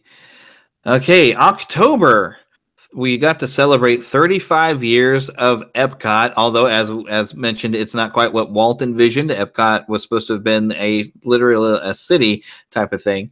But the park got opened at least. It was, I think, one of the last things Roy did because he had come back from retirement to even open the park because Walt had asked him on his deathbed. That was the original Magic Kingdom that Roy was very instrumental in getting going. Mm-hmm. Epcot came about 11 years after the Magic Kingdom opened, and it passed away. Yeah, so this really was the Imagineers basically saying, an experimental prototypes community of tomorrow. Idea how we're going to go about doing that. So let's come up with some other ideas, because this was promised as part of the Disney World would be. So let's see what we can put together. And they came up with the combined world community with a vision of what the future could be. Yep. And and I guess I give Roy Disney some credit because he kept the Fuller project alive. And with the Magic Kingdom, really it's the one that he launched. But he was already gone by the time Epcot opened. So, but 35 years of Epcot, and it was a pretty cool deal. And okay, I'm gonna just keep moving through this list. We're pressing on up to 3 hours. The concept of Epcot really did turn the world upside down. Yeah, and so some really Stranger Things happened. In fact, there was a second season of Stranger Things that I'm sure most people just spent the weekend binge watching that when it did open up. I know I sure did. We got it finished within a day. Even with one episode that next to last episode that was really kind of drug it down, but yet it was important. We got to see some character development in 11, but I figure everybody's watched all of this now, right? I've seen the first 2 episodes of the first season. Oh, that's as far as you got? Didn't like it? I don't have Netflix, so. Oh, that's right. And you probably wouldn't have time to sit and watch it. This came out just before I took my trip to the United Kingdom. Advantage of Netflix's download and view at a later time, and I'm playing right over. There you go. Perfect. I think it was. What it might do is I might buy the Blu-ray copy of the first season. There you go. That just came out to Target for like $25, so it sounds like it's worth it to me. Yeah, you'll enjoy it. It's because you like horror stuff, so you're gonna love this. I love 80s stuff, and I love horror, so it sounds perfect for me. Yep, you're gonna dig it, especially if you find the set that makes it look like a VHS tape. Yes, I've seen that. Yeah, yeah. Oh, so cool. All right, this is also when we found that they made some announcements. I haven't confirmed that Disney has ever said this, but they did like try to confirm that the changes to the Pirates rides were coming here to America. I haven't been able to hear it from Disney. I've only heard it rumored from this site. Well, this site said it. Well, this website said it. And I'm saying it because this site said it. And to me, that doesn't confirm anything. I think because of the backlash they're getting in the States, Disney might be second guessing it. That's my hope. I don't know what's happening with this. I hope they don't change it, but it seems like they will. But the dates people were passing around, I don't know if that was legitimate for an actual closure time.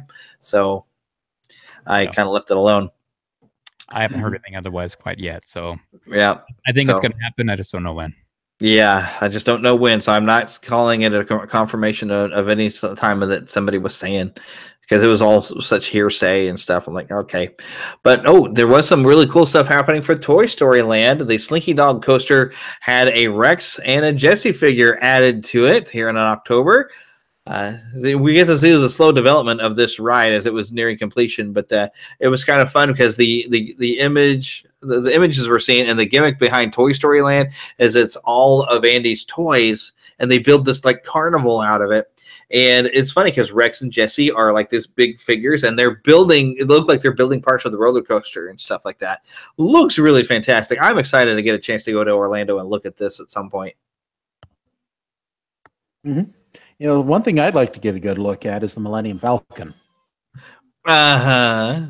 Because apparently if you got, I never got a chance to do this, but apparently you could see the Millennium Falcon on Google Earth. Yeah, I think I saw the shots on the news reports. I didn't actually go do it myself.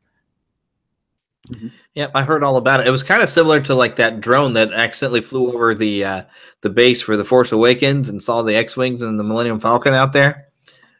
It's kind of that, oops. All right. Well, so next thing on there, Gigantic, a Disney animation film that was sort of a weird take of Jack and the Beanstalk, where you had a girl, a giant that was going to make friends with them or something like that, or something like, I don't know. They were changing around some of the Jack and the Beanstalk kind of concepts in a film called Gigantic, but it got canceled in October. Now, I don't know if that, that means they might ever try to revisit the idea and just come at it from a different angle, or if they just dropped it entirely. Because we have had films like Pixar, The Good Dinosaur kind of got dropped and reworked before it was eventually brought out. And I did enjoy that movie, although I guess some people really didn't enjoy The Good Dinosaur. I liked it. It was good. It's stressful, but it's good. I liked it. Yeah. So I don't know if Gigantic is coming back. We just know it's at this point it is canceled. To be honest, Disney exploring a concept involving a beauty in the 1930s. Only 50 plus years for them to come back and revisit that. Yeah. Right. So you never know. No good idea is ever left alone in Disney. It always somehow comes back. So, of course, it might not have been a good idea. Maybe they just decided this isn't working. I don't know. It even took them a long time to take the Snow Queen and eventually turn it into Frozen, which didn't resemble the Snow Queen at all. So because they couldn't figure out how to do it. All right, so the next thing I have on, like I said, I'm moving pretty fast down the list now because we're going up on 3 hours. But there's all these fires, and Tim had plenty of them in Montana. Got smoked out pretty bad. A lot more than the California fires, but there's not as many of us living here in Montana, so. Yeah, so you didn't have Charles Schultz's home to burn down in the Santa Rosa fires. No. But yeah, no, we were covered in smoke for at least 3 solid months, and my little town was listed unhealthy in the smoke environment, so we were not allowed to really go outside, except for for your car. I mean, kids could not go outside during school or whatnot. So it was really bad here in Montana, really, really bad. Like 1 billion acres burned down, and nobody reported on it. Yeah, well, at least I knew it was going on because you were, having problems. Is it really dry in Montana or something like that? It has been, yes. I mean, we don't get much rain, and it has been really, really dry. And actually, this happened because we stopped logging legally. They no longer log and get rid of all the trees, and so all these old trees are just hollow. Oh, and wow! When lightning strikes, it's gone. Yikes! Yeah. It sounds like we could go on a whole other rant on that one. Oh, yeah. Okay, the announcement in October also happened that Rian Johnson is going to write and direct a separate Star Wars trilogy that is non-saga. And personally, since I enjoyed The Last Jedi, I am excited about whatever concept he's come up with. I'm definitely willing to check it out. Yeah, I'm excited at something new. You know, it'd be cool. Mm-hmm. Totally. Like I didn't like Rogue One necessarily the first time. Oh, they both started at the same time, then you both stop at the same time. One of you go. Go ahead. Going to say, a lot of people, were hoping that this could have been a Knights of the Old Republic story. Mm-hmm. I know Lucasfilm has come out and said that's not going to be the case.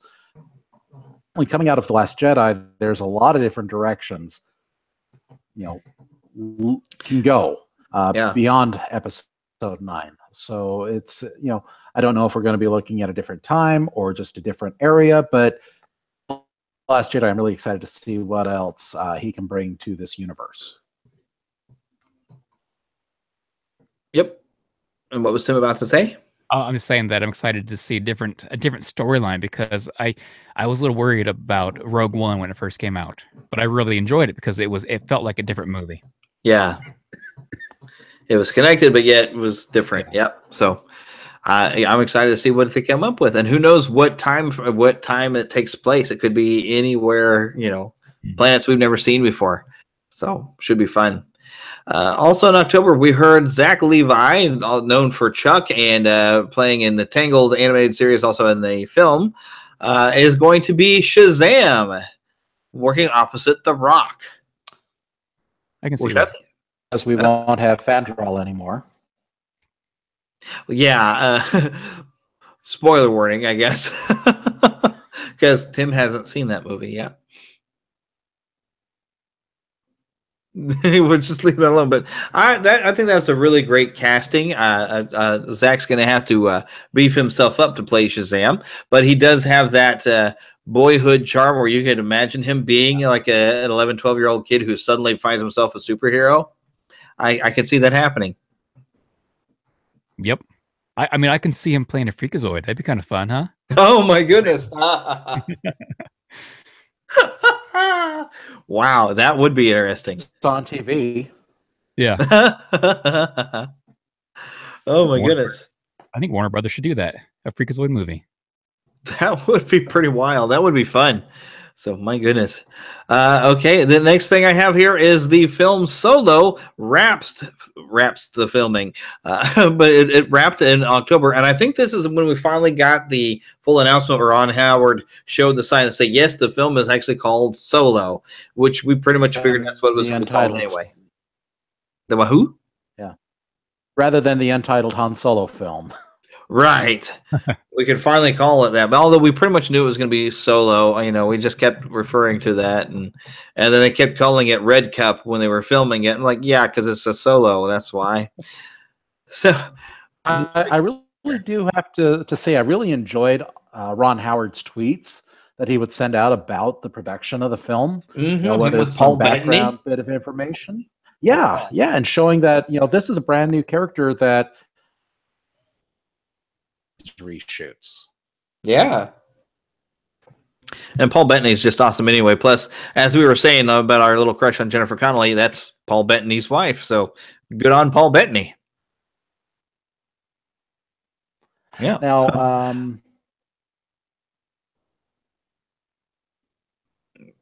you had a thought and it just went away? Yeah. Okay. All right. So I'm going to move on. We got to see our full trailer for Black Panther in October.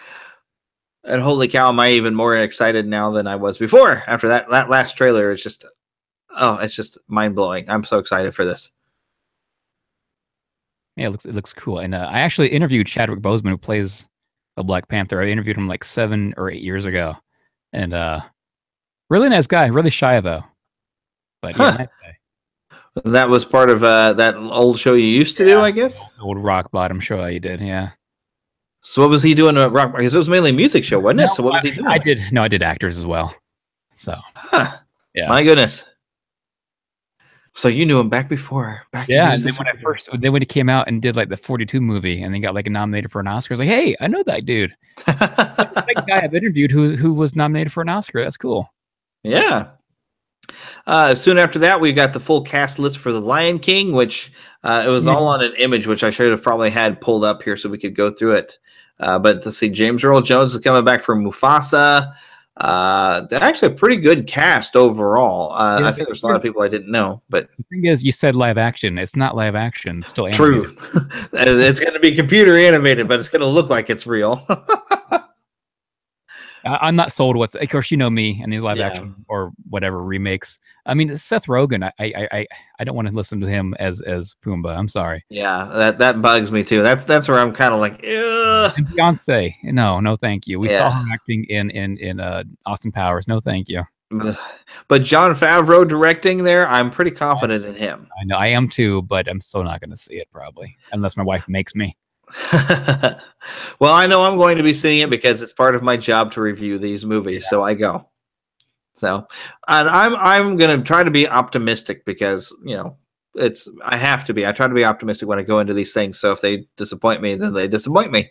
So, next thing on the list, the Spectaculab was announced. I don't know if they've actually got this kicked off and going yet, but this was going to be like science demonstrations going on at Epcot. It was supposed to happen in November, but I haven't heard anything about it. And I think science to promote STEM education. Yeah, I think it was. They're going to keep it around for a while. I don't think it was a temporary just for the month of November. I think it's going to be a regular show. I don't recall, but I remember talking about it. See, my last thing on the list, I just list a new hotel. Yeah, that's the new one coming to Disneyland. Okay. Earlier. Yeah. I remember now. Yeah, this new resort, which looks nice in the artist renderings here. So, but yeah, I just hate perhaps that we're going to be losing Earl a sandwich because of it. Oh yeah, that's right. Oh, I remember people fussing about that, but I've never eaten an Earl of sandwich, so I didn't know what to think of it. All righty, moving right along. Robert Guillaume passed away in October. Yeah, good old Rafiki from yep. Lion King. And Benson. I loved him as Benson. Yes. I love Benson. On both Benson and Soap, which Soap is about to be on Nintendo TV, I think, here in January. And that's a sad one because we haven't heard much from him in a long time. And then actually I was in the middle of getting an interview set up with him. He said, we were checking on dates and all, and then they just dropped off the face of the earth. And then like a week and a half later, they announced he passed. Yeah. That was sad. Yeah, because I remember I grew up watching him. Yep. So, and Rafiki was a great character. But now we're going to just toss to you because the Stan Lee Comic-Con happened there in LA, and you got a chance to go and hosted a panel over there. I hosted 2 panels. I did a Tailspin panel, and I did the DuckTales panel. So for the Tailspin, we had people like Jim Cummings, of course, Michael Goff, Ed Gertner, and who else was that one? Brian Cummings was that one as well. So we just had a great time talking about good old Tailspin memories, that kind of stuff. Funny thing is, Jim was actually like 15-20 minutes late for that one because he thought it was the next morning. I had to call him while I was hosting the panel and say, "Hey, where you at?" Oh wow, just fine, and it was a fun one to host. And the second one was DuckTales, much bigger one. Had Russi Taylor's very first panel that she's ever done, I believe. So she was talking up there. I had Andre Romano, who was the voice director, of course. Brian Cummings, Will Ryan. Who else was on that? David Block. So that one was a big one. I honestly, it's such a hazy memory right there of that one because I was so in the moment and also kind of nervous as well. I'll bet. A good audience, and I was talking to Russi Taylor and Andre Romano. Come on, give me a break. Yeah. It went by fast though. Those 45 minutes went by super, super fast. Yeah. But then afterwards, I spent a good maybe hour with Russi backstage, and I made her cry during one of my conversations. I forget what we were talking about. Maybe it was talking about Wayne. I'm not sure. Could be. But yeah, great time there. You had a good year this year. Yeah, I also had through a lot of stuff. got an exclusive interview with Alan Oppenheimer, of course, is Skeletor on the original He-Man Masters of the Universe. So that video is on my YouTube channel if you want to check it out. And I make him cry as well on camera, and he starts to make me cry too. So it's a good short, like 12-minute interview. It's cool, and he's a really sweet guy. And after my interview, we stand up. This isn't on camera or anything, but after my interview, stands up. He shakes my hand, and then he comes in for a hug, and then he kisses my cheek. And I'm never gonna forget that, because that was huge for me. And then a couple hours later, his manager came over to me and says, "Yeah, Tim, he never does that."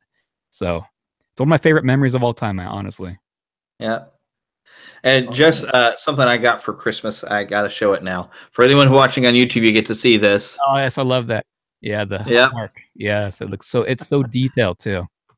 Yeah, I haven't even taken this one out of the box. I've got a He-Man one I got last year from Philip also, but he got me as a Skeletor Hallmark keepsake ornament, which I have kept in the box. I never got it I don't even know if the He-Man, I put a hook on him. I think last year I just stood him near the tree. So they're very, very, very cool. Yeah, this Comic-Con, it was huge. I mean, it was busy, but it was manageable. It wasn't like D23 busy. I can actually get an autograph and only wait in line like 5 minutes versus 2 hours. So, and there's a lot of people there, like Veronica Taylor. I was able to meet her finally because I've interviewed her from Pokemon, and somebody like I met Pee Wee Herman. Oh, cool! Got an autograph and a picture with him, and a lot of Jim Cummings, of course, was there because he's on the panel and all. So good times, very good times. I highly recommend going next year. Yeah, if I ever figure out a way to get myself there, I'll go. Okay, well, we got to moving on, pressing on. We're going to wrap this up and hopefully not go 4 hours. But there was an Incredible 2 teaser. And I love this teaser. It didn't show much, but it made me laugh. Yeah, it's cool. It's almost like the first one just didn't end, and this is like an extension of the first one, which I fully am on board with. Yes, and I would like to see the Underminer, the resolve that storyline, so we have John Ratzenberger come back. So... Alrighty. Then, all right, the Disney Dream started, and I guess they live streamed something. I don't know if they're actually performing this by now, but the Disney Dream was preparing a Beauty and the Beast musical for the ship, based, however, though, on the live action film, not on the Broadway musical or the animated series. So, kind of different. There, which I guess I'm probably the only one who might be half interested. Although I think I'd rather see it if it was like taken from the animated and not so much off the live action. So, but I'm sure it'll probably be a great show. Alrighty. We also, at this point, we learned a little bit more about the Incredicoaster that's going to replace California Screaming, which I've never ridden California Screaming, but overall it's going to be the same coaster. It's just going to have some new theming and some more fun with the Incredibles, which sounds awesome. Yeah, that's cool. I mean, California Screaming is just the typical roller coaster, honestly, so I'm cool with it changing. I'm fine. Yep. Yeah, I'm actually kind of excited to see some of the changes that are coming. Right now it's got kind of these half tubes that cover certain portions of the track. They're actually going to enclose those now and incorporate some animatronic elements and some projections. Well, that's cool. Oh, that's going to be awesome. Is that something they're supposed to have finished over the summer as a Pixar Pier? Yeah, I think that's supposed to. It's supposed to open up. I don't know yet. Actually, yeah, I know they haven't closed it yet, but it's going to close just after the new year. I think they said by May. Awesome. Right in time for Friends of the Magic 2018. Okay. So the next thing, oh my goodness, and we could probably talk about this one. I've gotten to play it a little bit, but Star Wars Battlefront 2, we have to bring up just because the fiasco that was the pay-to-win EA mess. Did anybody else pay attention to this? I think hopefully this means that there's going to be a change in the way we're set up in the future. I doubt that, but at least original content coming out of this. We got a new story. Yeah. Into there was what the exact how it actually galaxy and how it affected this first and how she did afterwards. Yeah, so I'm interested to play it, at least for the story. I've played a little bit of the verses with Philip, and the biggest frustration I really had is some of the map areas. You can wander out of bounds and actually have like 5-10 seconds to get back. Normally, in like a first-person type of shooter, if there's an area they don't want you to go, they can put a wall up, they can block it off somehow or another, so you just can't go there. This has too much open space that you've wandered off your battle zone and you get in trouble, even though there's plenty of open territory in front of you. That to me is just bad level design. So that's another problem I've been having with what little I've played of Battlefront 2. And you can hear all that. We did a live review. Philip and I were playing it and recording ourselves back, I guess it was in November, when we sat down on it. So you can hear that in a past episode. I don't know what episode number it is off the top of my head, though. Have you gotten to play it, Tim? No, I have not. Haven't played a game in a long time besides the Friday the 13th game. So no, I have not. Okay, well then we'll just move on to Coco. What a great film, and yes, bring your Kleenexes because oh my goodness, it's a Pixar movie with an emotional punch. Good job. And nope, and Eric disappeared. Hello? I think I cut out there. Yep, you did. This song, the theme of family, it's a lot to me for ancestors to see where we've come from, on what they did. We have. Yeah, we got, I think, most of what you were saying there. It didn't all come through, but yeah, it's. Sorry. Did you see this one, Tim? No, I have not. You gotta go now, especially since they've pulled the Olaf's Frozen Adventure away from it. You don't have to sit through 22 minutes of what is this thing, and you can just get right into Coco. The music is fantastic. The style of this movie, it's beautiful to look at. The story is great. I think with you and how your relationship was with your father, how great a relationship you had, I think you'll really be able to appreciate some of the story of Coco. They keep doing that to me. They keep throwing in this family bond in movies and making me cry in every movie. Like Good Dinosaur, they had to throw that whole father thing. It's like, thank you. Bring you a stack of tissues and just enjoy the ride, man. It's a really great movie. I don't know what it is, but as we get older, I'm crying more at like commercials. Goodness. Maybe it's because the kids and all. I don't know. It could be you've now experienced fatherhood. I think we just, as we get older, we're just we're very secure in our manhood. We're like, you know what, I can cry if I want to. Exactly. So, sure. Another great film with respect. Thor Ragnarok, which oh my goodness, Tim, definitely you got to get out there before. I think it might be gone though by now. You might have missed out. At least here in my small town, it's probably gone. So I'll just have to run it or just buy it like I usually do when it comes to these Marvel movies. It was a lot of fun. I mean, it kept some of the feel of the other ones, but also just had a little bit more fun with the Thor's world. This, oh my goodness, especially having Jeff Goldblum in there, just made this film for me. Great film. We got anything else to say about it? Yeah, I enjoyed this myself. It was a great superhero movie. Oh yeah. And did some things I did not expect, which is always usually a good thing if you kind of take the story in places that are kind of surprising. Keep me guessing and don't give me just a predictable story. All right, moving on to the next film. We get to go into the DC area, Justice League. So the surprise movie to me, because I kept going back and forth with the trailers like, oh, this looks like they're trying so hard to be Avengers to this looks like it could be cool. And I wanted it to be good. And thank goodness I had a good time. Good. No, I want to see it. Like I said, I like watching DC movies, not necessarily all of them, but I mean, I love Wonder Woman, I love Batman, and I love Superman. So I think I'm going to enjoy it when I do watch it. Yeah. Yep, you'll have fun. It's not that it's a great movie. It's just a heck of a lot of fun. Yeah. With a really great moment I don't want to spoil. I cannot stand Batman v Superman. Watching Justice League, the impetus to go ahead and go out and buy and add Batman v Superman to my collection. Wow. This movie become so that I can buy it and have it. And it might even redeem Man of Steel somewhat for me. I really enjoyed this movie. Yeah. Wow, good. So much fun. All right, another big thing. Speaking of Olav, he made his premiere a balloon at the Thanksgiving Macy's Day Parade. We got a big giant Olav balloon. Did everybody get to see it? I don't think I did. No.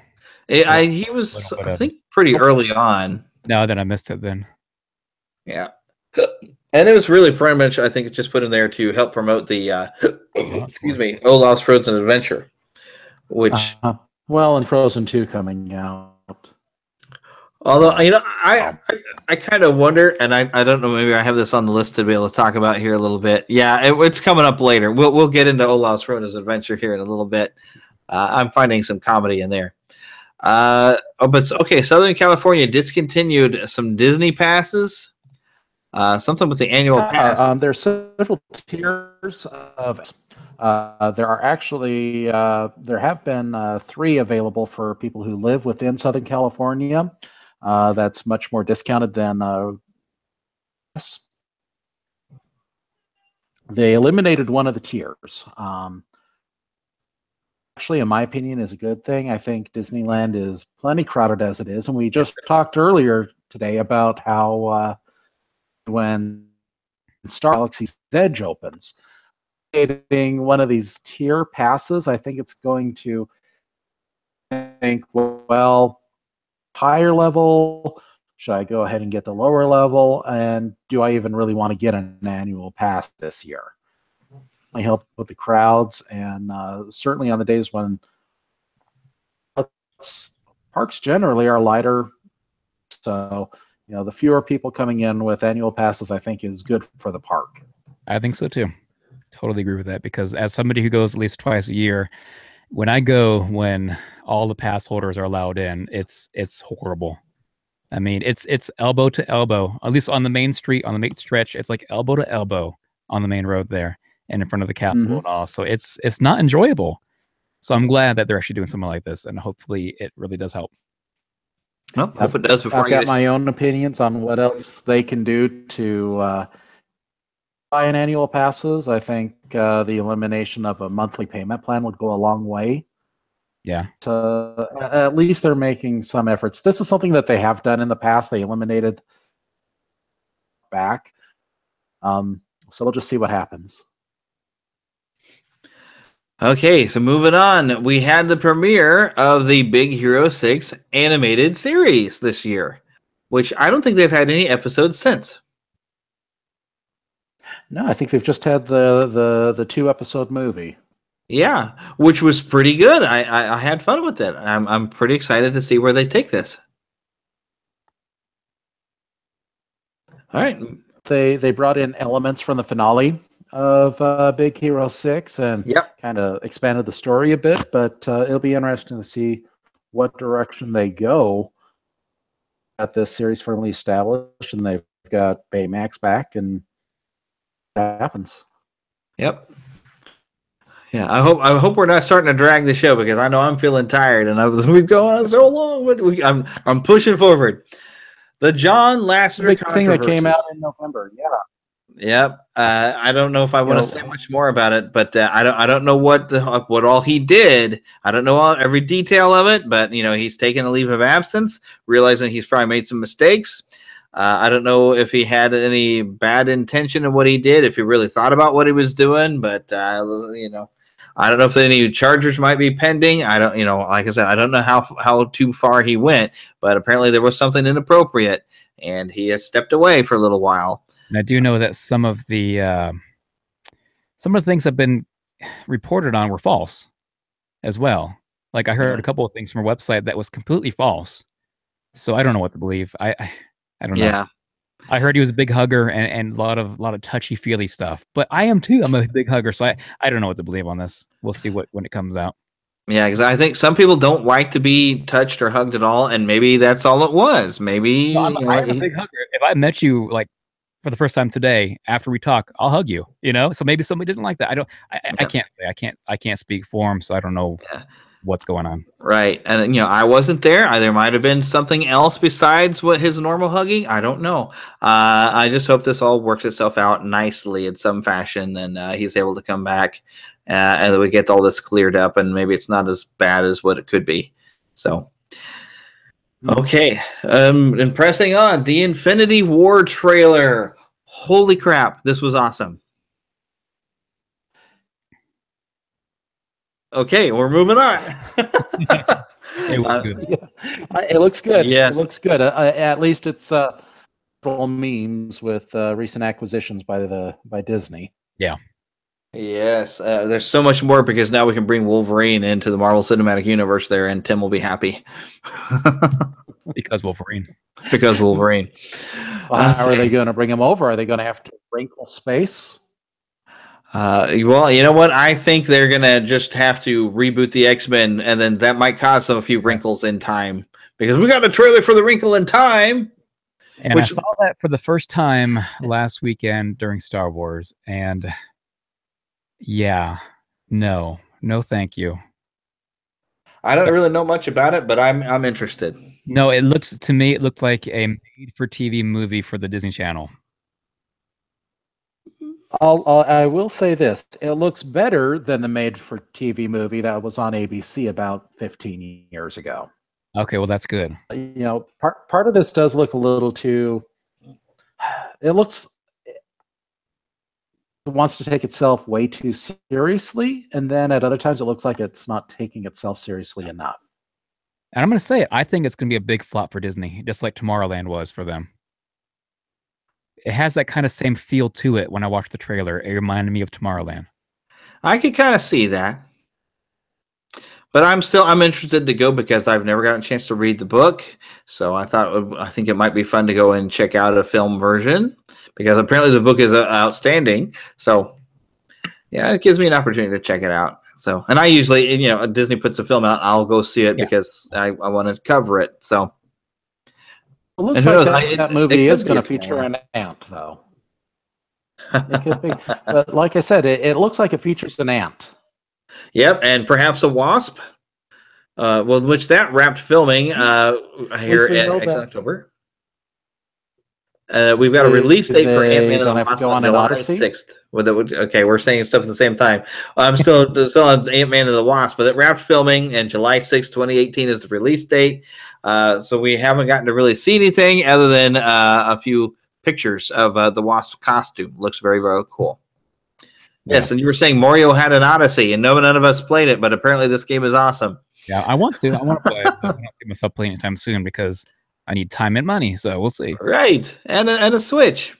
Mm-hmm. So, but this is weird because Mario can throw his hat and possess things now. Well, and he can also put on different costumes depending upon what's going on with the hat. Yeah, and apparently he can run around in his underwear, and he's got nipples. Sweet. Awesome. That's what you always wanted with Mario nipples. Oh, and here's what we alluded to about 3 hours ago. C.B. Cebulski is now the Marvel editor-in-chief. And some big changes. He is replacing Enzo. CB, there's actually been a lot of for CB to now be the editor-in-chief.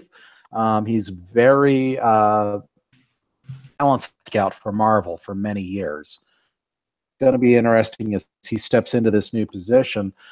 We talked earlier about, Evil.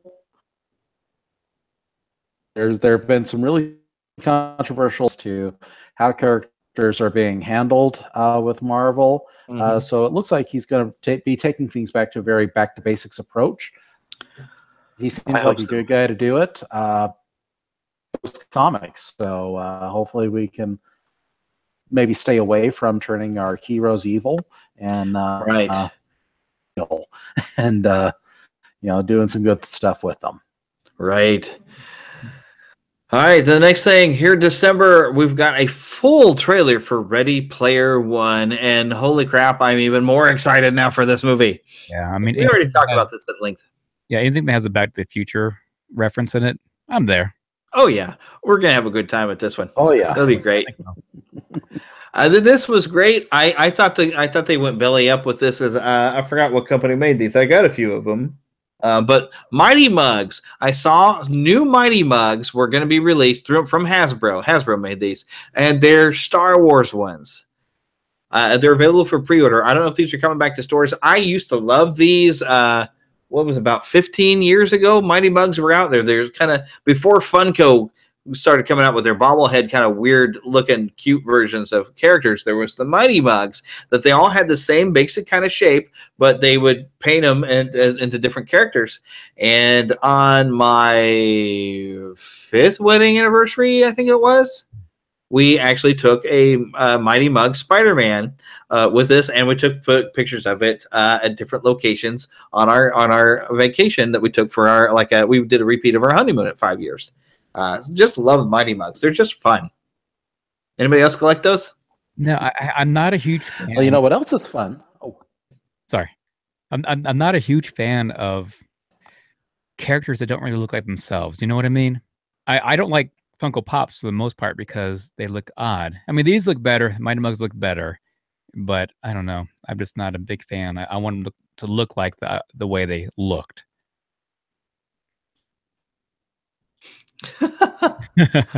That's a mouse vinyl, I guess. They're in it. Oh, that's right, the vinyl. yeah, it's supposed to be Aladdin. Yep. I have like one of those, I think. Yeah, of yourself. Okay, so moving along. Olaf's Frozen Adventure, a complete and total disaster fiasco that I think there's been a lot of backpedaling because it looked like when you see it, it seemed like it should have been on TV, and then all of a sudden it was pulled from theaters and was on TV. And faster you can say, like, I don't think I want to ever watch this again, it was available for digital download. And then I think it turned people off of Frozen 2. So I think it totally backfired. I hope so, and I hope Frozen 2 doesn't happen because I am so thought out. I love the first one, but I just don't watch it all the time. But yeah, it's totally backfired on them big time. I mean, who thought, a 22-minute show? Because I have a 5-year-old daughter. So do I. I don't show them on purpose so they don't get introduced to it. Right. And Frozen is a good movie, but boy, did it get carried on further than I think it deserved. Yeah. In my opinion, it's a good movie, but it's not like this brilliant as everybody treats it. No, I mean, Tangled's just as good, if not better. Tangled is better. Yeah, I mean, I like both. You know, I do enjoy the both. I must say, I did see Frozen 4 times in the theater. So, wow, but I do. Okay. At the time, I did have a 2-year-old. That's true. Yeah. But I used her as an excuse to go as well. So okay. Alrighty. Quentin Tarantino announced to direct a Star Trek movie. Okay. No. Okay, right here. Okay. Quentin Tarantino is one of the most overrated directors of all time. Not of all time, but our generation. Truth. He makes good movies. A couple of them. I really do like a handful of his movies. But as a writer and as somebody who initiates that script and puts it into film, it doesn't turn out, to me at least as a viewer. Like, listen to his dialogue. That is not dialogue. I do not want to watch a Star Wars movie with his dialogue. Or Star Trek movie, you mean? Oh, Star Trek. Sorry, yeah, Star Trek. Yeah. Sorry about that. Yeah, I had Star Wars in my mind. I don't. and Star Trek does have more dialogue than Star Wars, so it's not going to turn out well. Yeah, because I don't want to see Spock come out there and call somebody an MFer and something like that. Not just that, but you go watch Death Proof. The first 30 minutes is unwatchable because it's just the character sitting there talking just garbage. I mean, it's nothing to do with the movie whatsoever. I haven't watched a Tarantino movie since Pulp Fiction. And I enjoy Pulp Fiction, but I don't know. I think he's just, I don't know. There's things I like about each movie probably. Like Death Proof does have really great scenes with Kurt Russell in it, but for the most part, I'm not going to watch this Star Trek. Me neither. And I do love me some Star Trek, but Tarantino, his style just doesn't fit for Star Trek. Unless he goes a different route, a different way, which is possible. Yeah. Maybe he'll surprise. Goes completely away from his normal type of thing. He'd have to really, reinvent himself. Which I hope he does. Because maybe I might enjoy him after that. But yeah, we're not going to count on it. Yeah. But you can count that. I'm not holding my breath. You can guarantee that. Samuel L. Jackson getting across from Star Wars into Star Trek would actually be kind of cool. I would actually go to watch that, I think, but probably not. I don't know. Okay, well, let's move on to the next thing on our list because we're almost done. And this was very recent. The Hall of Presidents has now reopened after a very long closure with a talking Donald Trump animatronic that doesn't look like Donald Trump. It looks so weird. It looks like a raisin version of Donald Trump. A lot of people have pointed out it almost looks a little like Hillary. Almost as if they predicted Hillary to win, so they started making the animatronic and then switched over to Trump. That's what I hear. Yeah, that's what seems to be the case. Whoops. And even just today, I read that somebody yelled at the robot that it should go to prison. So it's a robot, dude. Okay, Yeah, if you didn't like Donald Trump that much, if you're really that hateful against him, why did you even go into the Hall of Presidents? Yeah. I mean, heck, I was not a fan. I haven't been a fan of a president in a long time, really. But I even though I didn't really like Obama, I still went into the Hall of Presidents and I still enjoyed the show. And I have nothing against that animatronic or what they had written for him to say was still something good. Yeah. So I can still enjoy it, even if I didn't like him either. I must say, one of my guilty pleasures at Disneyland is the Lincoln. I love it. I love Lincoln. I get goosebumps still today when I go and watch it. Yeah. I want to see the full show at Disneyland because I loved him at the Hall of Presidents. The Lincoln segment is fantastic. I'm getting goosebumps right now just talking about it, but it's really good stuff. I have a vinyl record of the Lincoln thing from Disneyland. Wow. It's very, very cool. Yeah, my kids even liked it. Like, I didn't expect them to like it. They saw it for the first time a couple weeks ago, and they sat through it, and they said they really liked it. My wife saw it for the first time, too. And it's good stuff. Of course, you get some good old Paul Frees voiceover in that as well. Oh, yes. Oh, yes. Yes, you do. Okay, I'm going to press on here. What were your next bit of news? I think covered all that well, though. Yeah, Disney has bought Fox. Yeah. Bring on the X-Men. That's all I'm going to say. Yeah, they're going to do so much better with the X-Men. Like, they'll have a movie that makes sense, together. They'll have a number one, the number two that actually go together instead of saying, hey, this didn't happen in the first movie. Forget all that. We're going to change everything. Right. So it's going to fix a lot of things with the X-Men. Yes, indeedy. Mm-hmm. And, Fantastic Four, all that good stuff. Just want to know when we're going to get a Planet of the Apes land. There was something else I noticed. It was a Fox property that made me think would be kind of cool, but now I can't think of what it was. Well, it was like Alien as well. Yeah, and they already did the Alien Encounter. And now Stitch's Great Escape is officially closed and not coming back. Maybe he is going to get an alien in there again. Xenomorph in there? Not likely, but it could happen now. No, what I thought of earlier, I think it was a couple of days ago, I think it's cool because I keep hearing rumors of Who Framed Roger Rabbit Part 2. And now they can use more Fox animation to go in there with them if they do make a Part 2. Well, I don't know how much animation you really have from Fox. You get Simpsons and just adding them, I think it'd be cool. They wouldn't fit in with Roger Rabbit, though. Yeah, they would. They can fit in. They weren't around in Roger Rabbit's time, though. Well, either were a lot of the characters from. I mean, they could throw them in there. Because the rumored sequel to Roger Rabbit was actually going to be a prequel. And there was going to be how Roger met Jessica Rabbit. It would have probably been a great film, but it's really difficult to make those because of getting the licensing. What you really have to have happen is Disney buy Warner Brothers. I know it's never going to happen. I don't think. Never going to happen, but it would be so awesome. That's the one company that they will never be able to touch, probably. Right. Yeah, but it would be awesome. No, I think they probably just never could touch Universal because Universal's trying to compete. But yeah. If Disney bought Warner Brothers, they just would own everything, and I think then people would probably be very upset. I just don't know if Fox owned any of the classic Asian properties. Because, it's either Warner Brothers or it's Paramount that owns them. Own what?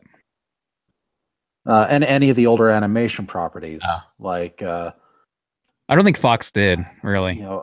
I'm thinking of like the classic media properties like Mr. Magoo. Oh, wow. Yeah. I think Universal has all of the Jay Ward properties like Rocky and Bullwinkle. If Fox had any of that, then that could lead to a good Roger Rabbit sequel. But it'd have to be something classic like that. Yeah. Okay, but I'm going to press on. We already talked a little bit about Star Wars: The Last Jedi, so I'm skipping it. Stitch's Great Escape, I've mentioned. Okay, so Galactic Nights is something that's actually been going on here in December. Warwick Davis hosting events, talking about Galaxy's Edge in the Disney's Hollywood Studios. They were projecting the Death Star on the Hollywood Tower of Terror. Having lots of Star Wars fun here in the month of December. That's what that is about. Anybody want to add anything to it? I know nothing about fun. One of my professors was actually there in the Disney parks down in Orlando this past month, and he actually showed me an image of a Spider-Man mouse ears thing, which I'm going to have to send to Eric and to go get me. I'm going to have to set up a PayPal for him or something. Here, go get me one. But yeah, he actually managed to not get to go to the Galactic Nights. I don't know how he missed it, but he didn't get to go. And I'm like, oh, what you missed out. But he's going into the Magic Kingdom tomorrow, and I don't know what all he's going to be up to. But he asked me if he wanted him to cover anything or something. So I don't know. We might learn some things here from Doc Johnson here. The last thing I have on the list, and this is just some very recent news. Something just happened. Other than the death of Alfie, I can't think of his last name, but. He doesn't like you, and I don't like you either. Just passed away. But there was just an announcement made for, yes, Disney is going to make a live-action Little Mermaid film, after all, even despite there's a Little Mermaid film already coming out. But this is going to have Rob Marshall directing, and Alan Menken is going to work with Lin-Manuel Miranda to write some songs. And this is, I guess, a reboot. But I guess that means that they're going to be doing a live action version, which, golly, I don't know what to think, because this is one of my top ones too. I used to watch the heck out of this. Me too. It's going to be the same thing with Beauty and the Beast for me. It's like, if you mess this up, I'm really going to be upset with you. So this one appeals more to me than the other ones because there's less. Like cartoony characters, there's less like animals that talk. I know there's animals that talk and everything, and Little Mermaid is my favorite. So if the trailers look good, I'm actually see it. I don't know. Yeah. I want to see a trailer before I make a decision. I'm trying to be fair. I'll keep in mind that Mark directing, don't you? I only caught part of what you said, but something about Rob Marshall directing. What else has he done? Into the Woods. Chicago. Currently directing. He's currently directing. Oh, is the new Mary Poppins that I'm really not as interested in seeing. I don't know. And Chicago, I didn't see. I know it was like a big Oscar-winning film, but Into the Woods was awful. He also directed. We lost what movie you said. On Stranger Tides. Pirates of the Caribbean. Previous. Okay. Yeah. Oh, we said the Caribbean Dead Men Tell No Tales, which was released because nobody watched it. So, move on. Oh, that last pirate, the fifth Pirates movie was terrible. I didn't want to see it whatsoever. So there you go. There's my review of it. Your review is you didn't want to see it. My review is I didn't like it. I think I ranted and raved on that film plenty enough when we reviewed it this year. But I want to call it a wrap on this. This has been 3.5 hours. I'm tired. Sounds good. But definitely thanks, Tim, for coming along with us and going this 3.5 hour journey of reliving 2017. Yeah, man, it's a fun ride. 2017 was a crazy year, good and bad. So yeah, here's the next year. Yep, here's the next year. We're going to do it all again, and this time I'm going to be a bit more precise with my notes. I'm going to start taking notes here. As soon as something interesting happens in January, I'm going to start adding it to this list. So by next year, we're going to have even twice the list, and we'll have to do 2 entire episodes probably to cover all of it. I can hear the nightmares already beginning. All right. All right. Well, hey, 2017, so long. 2018. Hello. Bring it on. Yeah, bring it on. There we go. And that's a wrap. See ya.